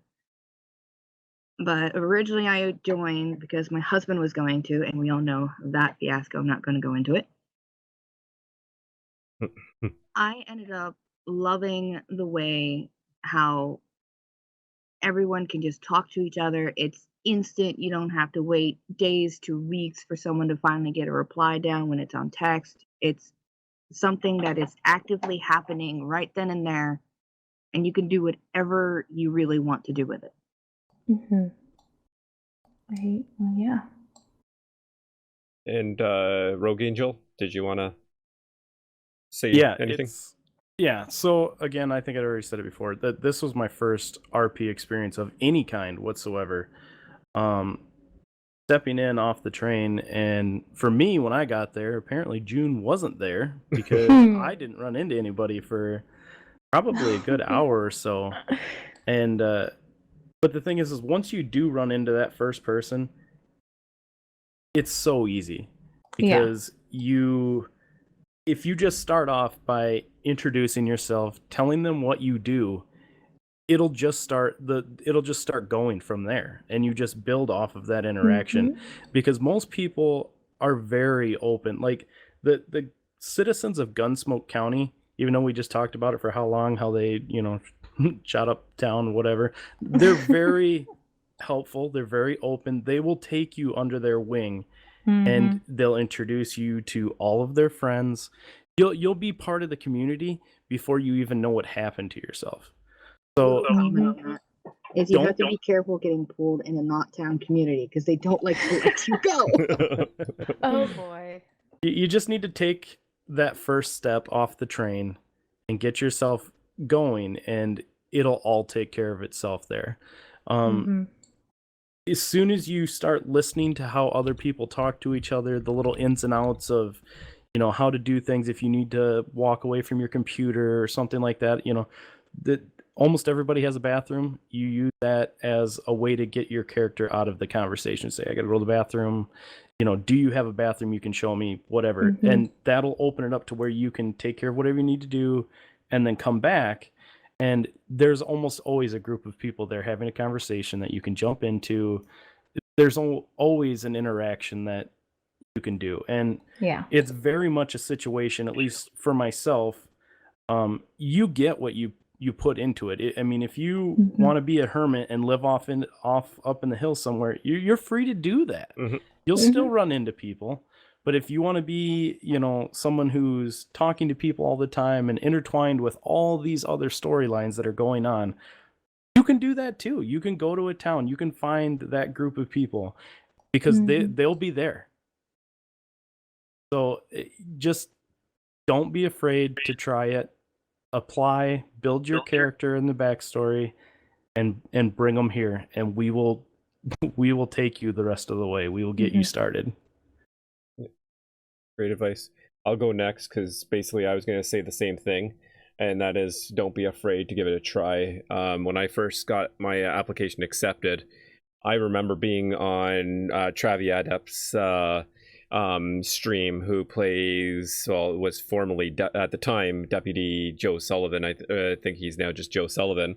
But I was on his streams talking about how I was worried because I'd never been a role player, and I'm watching all these streams, and it sounded like most people were like voice acting and not using their normal voice. I'm like, I can't do that. I have no like I find myself very monotone and stuff. I can't do any of this stuff, and also my time restraints, because I am a father of 3 kids. I have a full-time job.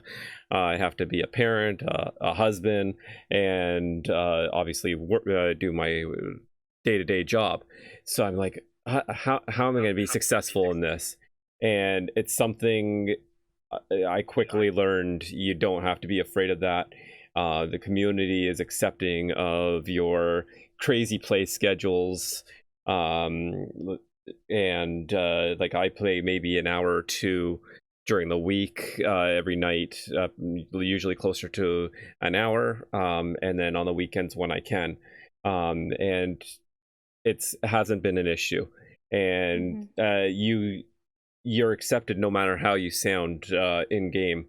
You go in there and be yourself. And actually, I tried with Rin not to be myself, and my personality totally came out in Rin. So that grumpy old man didn't come out the way as a grumpy old man, because that's not me.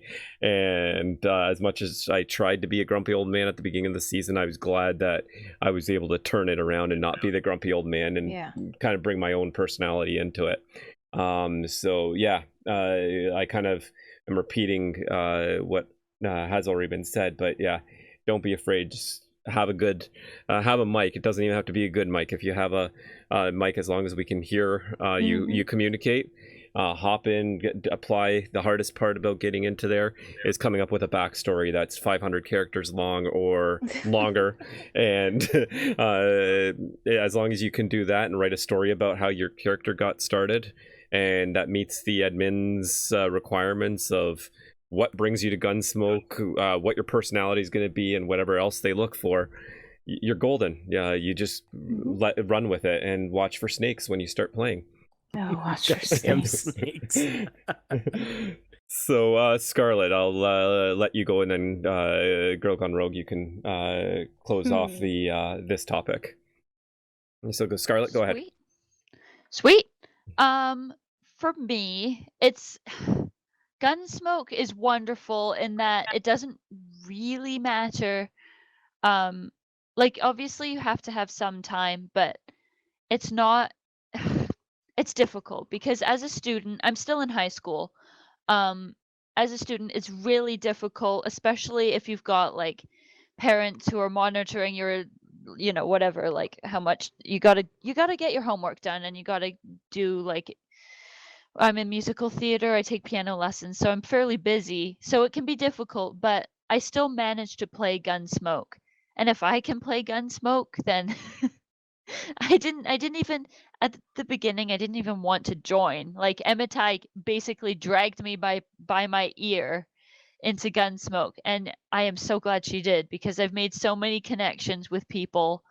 I wouldn't have met Girl Gone Rogue, and I wouldn't have met Sage. So There you go. and so many people besides too. So it's such a great thing. I don't know how the staff have done it. It's so well run. Like, I've never seen anything like this that has been so organized and so well run and so troll free. Like, there are trolls, but I would say troll free. wait for me to finish my sentence. Sorry. It's not troll free, but for the amount of people in it, I'd say the ratio is pretty good. Do you know what I'm saying? Mhm. Like, yeah, I can get you. I know the Heard 20 about people in other- the group, only one of them might be a troll. so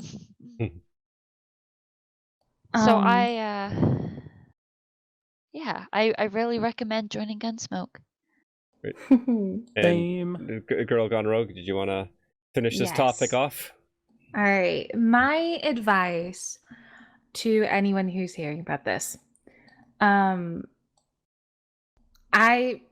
I'll start off with, like, if you've ever wanted to live any other life, or you ever wanted to, if you like Dungeons and Dragons, or if you like text-based things, or if you've never RP'd in your life before, it's always worth a try, first off. Second off, like they were saying, the community is amazing. Third, if you have heard of Gunsmoke and you're on the fence, I know I've had a couple of people who've been in my chat before. They're like, I just don't know. I don't know if I should do it. Just dive on in. Just do it. Once you get in, you'll love it. You won't ever turn back. It's fantastic. For the people who have decided to join Gunsmoke, read the rules. Like, that is one of my big recommendations for anyone who's joining. I recommend not being a bandit first season that you're in the county. You won't know what you're doing. You'll get in trouble. You'll get banned. It's not fun. I recommend just going in, feeling out how the county feels and getting used to the rules and how it plays and interacting with people and seeing how everything just works. Getting to know the county. Like, I recommend that for sure. Watch out for snakes is another thing I recommend. And then just throw yourself out there. If you are if you're interested in role play, you can play the hermit. You can, like, hide out in the mountains if you're wanting to. But if you're wanting lots of RP, just go out into the world, explore, and try to meet as many people as you possibly can. And each and every person will bring you a different experience, and it'll be a memorable one. And just so many coincidences will lead your character on this incredible journey that you never would have expected. The county will lead you on this journey that you never expected. So, the last thing I would say is just the best of luck in all of your endeavors. All right. Here. And the last thing before we close off the show, we're going to just give a little bit of maybe a teaser trailer of what is next for your character in season 5. No earth-shattering stuff, like if you're re-rolling and you don't want people to know that you're re-rolling, don't say you're re-rolling, but what have you. Let's keep it as plain as we can, so that we're not doing any earth-shattering, but give that little teaser. And this time I'll go first. So Ronaldo obviously will be back. I re-rolled last season. I'm not doing it again because having to pretend I know nothing is not fun. I'm going to continue with my newfound attitude of being more friendly and focus on possibly a new venture that utilizes his knowledge he gained from his past for doing good. So there's my little teaser. And I'm going to, because Scarlett's going to be doing the closeout of this show, so I'm going to let Scarlett go first so that she can scroll down in the notes to the outro. So go ahead, Scarlett. Oh, good. Aubrey will definitely be coming back. This has been my first season. It wasn't even technically a full season for me. So I feel like I I was definitely thinking, because I was so brash with her, I was almost thinking about re-rolling, but I'm definitely not going to now. She had I want to do this carefully. Be careful.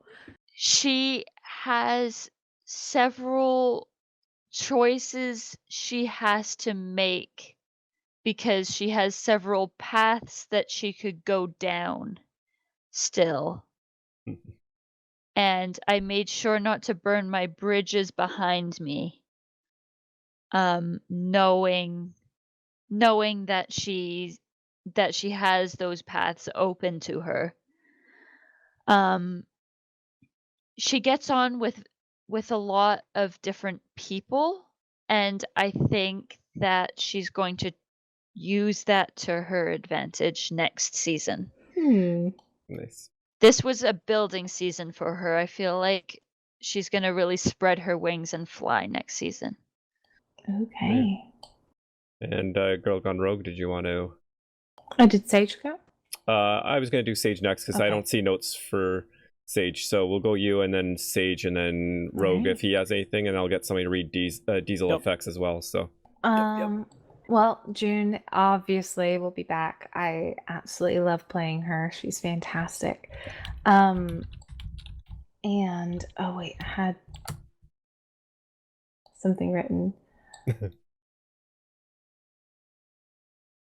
But basically, no, June's going to come back. She's going to be a doctor. She still has so much story left to give. Her life has just started with Marty. She has all these newfound friends, all these new little pathways that she can go down. So there's lots to still be seen and lots that still could happen within her life. And we will see how that develops. But yeah, she's going to be a doctor still. The only reroll I did was she turned her name to Dougal instead of Jones. So there you go. Yeah. I'm looking forward to seeing June's adventure through her streams. Oh boy. Oh yeah, you got it. Yeah. All right, Sage, did you want to go next? Other than I do plan on bringing Sage back next season. Don't really have any too many plans from other than he's still a blacksmith and still half blind and gets lost easily. The only thing I do know is that he's been thinking about possibly joining a town lately, but he also knows that a lot of people would skin him alive if he did. Ah. So he has that to think about. All right. Other than that, there ain't really much going on for him that I need to think on, and there's nothing really to tell other than he just takes it a day at a time. Perfect. All right, well, we look forward to seeing Sage. I'm sure Rin and our whole homestead will see a lot of Sage, like we did towards the end of the season. What's that? If not, you'll definitely see his pants. Yeah. Bright blue pants. Yeah. And Rogue Angel, I'll get you to read Diesel's in the voice of Diesel, and then go ahead and do your own as well, please. Oh, there you go. Well, let's see. What Diesel had.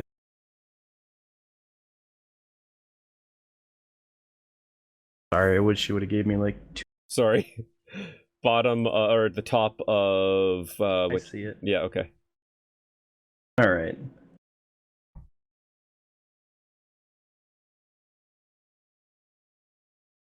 I'll just read it. It said JT had a rocky time in his time away from Gunsmoke between seasons, but he will return.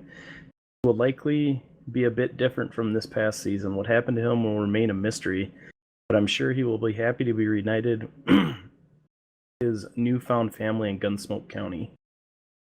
JD is looking to outdo his creative mind from the past season in the carpentry department as well. I'm just gonna build on that. I've seen the mock-up for next season's homestead. If you didn't have headaches riding through our previous homestead, you will after this one. Ooh. So no, it actually probably will be be less. The layout is a little bit different, and the barn will be a little bit different. But it's of course going to have the JT flair to it. So I'm excited to see it come to life and be able to interact with it. So. And what about a teaser from Randy? Oh God. Yeah, Randy will be back. Still gonna rock the Wrangler. Still gonna be whispering in horses' ears and tickling donkeys. I'm gonna try to focus a little bit more on the breeding aspect. I really did not do much of that, even playing a Wrangler this past season, and it's something I'd like to see him focus on a little bit more. As far as Randy is, we didn't really touch on it, but Randy is in a relationship with someone. I'm not entirely sure where that's going. I mean, it's been fun doing that one-on-one role play stuff, but that's not the character that Randy was built on. So I don't know which direction that's going to go. That's all I'm going to say. Alrighty. Oh boy. So I did have some other topics, but I put them as if we had time. I'm going to skip them, but I'm going to leave them in the show notes. So if anybody's interested, the show notes do get posted with the podcast, so you can come and read the show notes. Dang it. So for those of you who are scrambling right now to type in show notes, go ahead and finish them up because they will be public. And we're gonna close. We're gonna definitely close off the show here because for me it's 1 a.m. and I need to wake up nice and early to take my boy to soccer game. So we will close off. I do have a closing little tune after we read the closing notes here. So Scarlett, go ahead. I told you to be prepared. You better be prepared. Go ahead. Renegade Gamers Radio puts out a podcast twice a month. Stay informed to get involved with the group by joining us in our Discord. The link will be at the bottom of the show notes. You can also email us at crossplatformrenegades@gmail.com. If you would like to join us on the Gunsmoke server, all you need to do is think of a cool character backstory that fits the period. It's based in the 1800s Wild West. And then visit the website, which will also be a link for, to read the server rules and apply to join. It's really, speaking from experience, it's actually really not that difficult. It's not that scary. Just think of something cool and then put it in and make sure you have a good grasp on it, and then you'll be fine. Applications are generally approved within a week's time. However, approvals are dependent on the moderator's availability. Be patient as the mods and admins are all volunteering their time. They're so dedicated. It's just incredible. So thank you for listening and come game with us.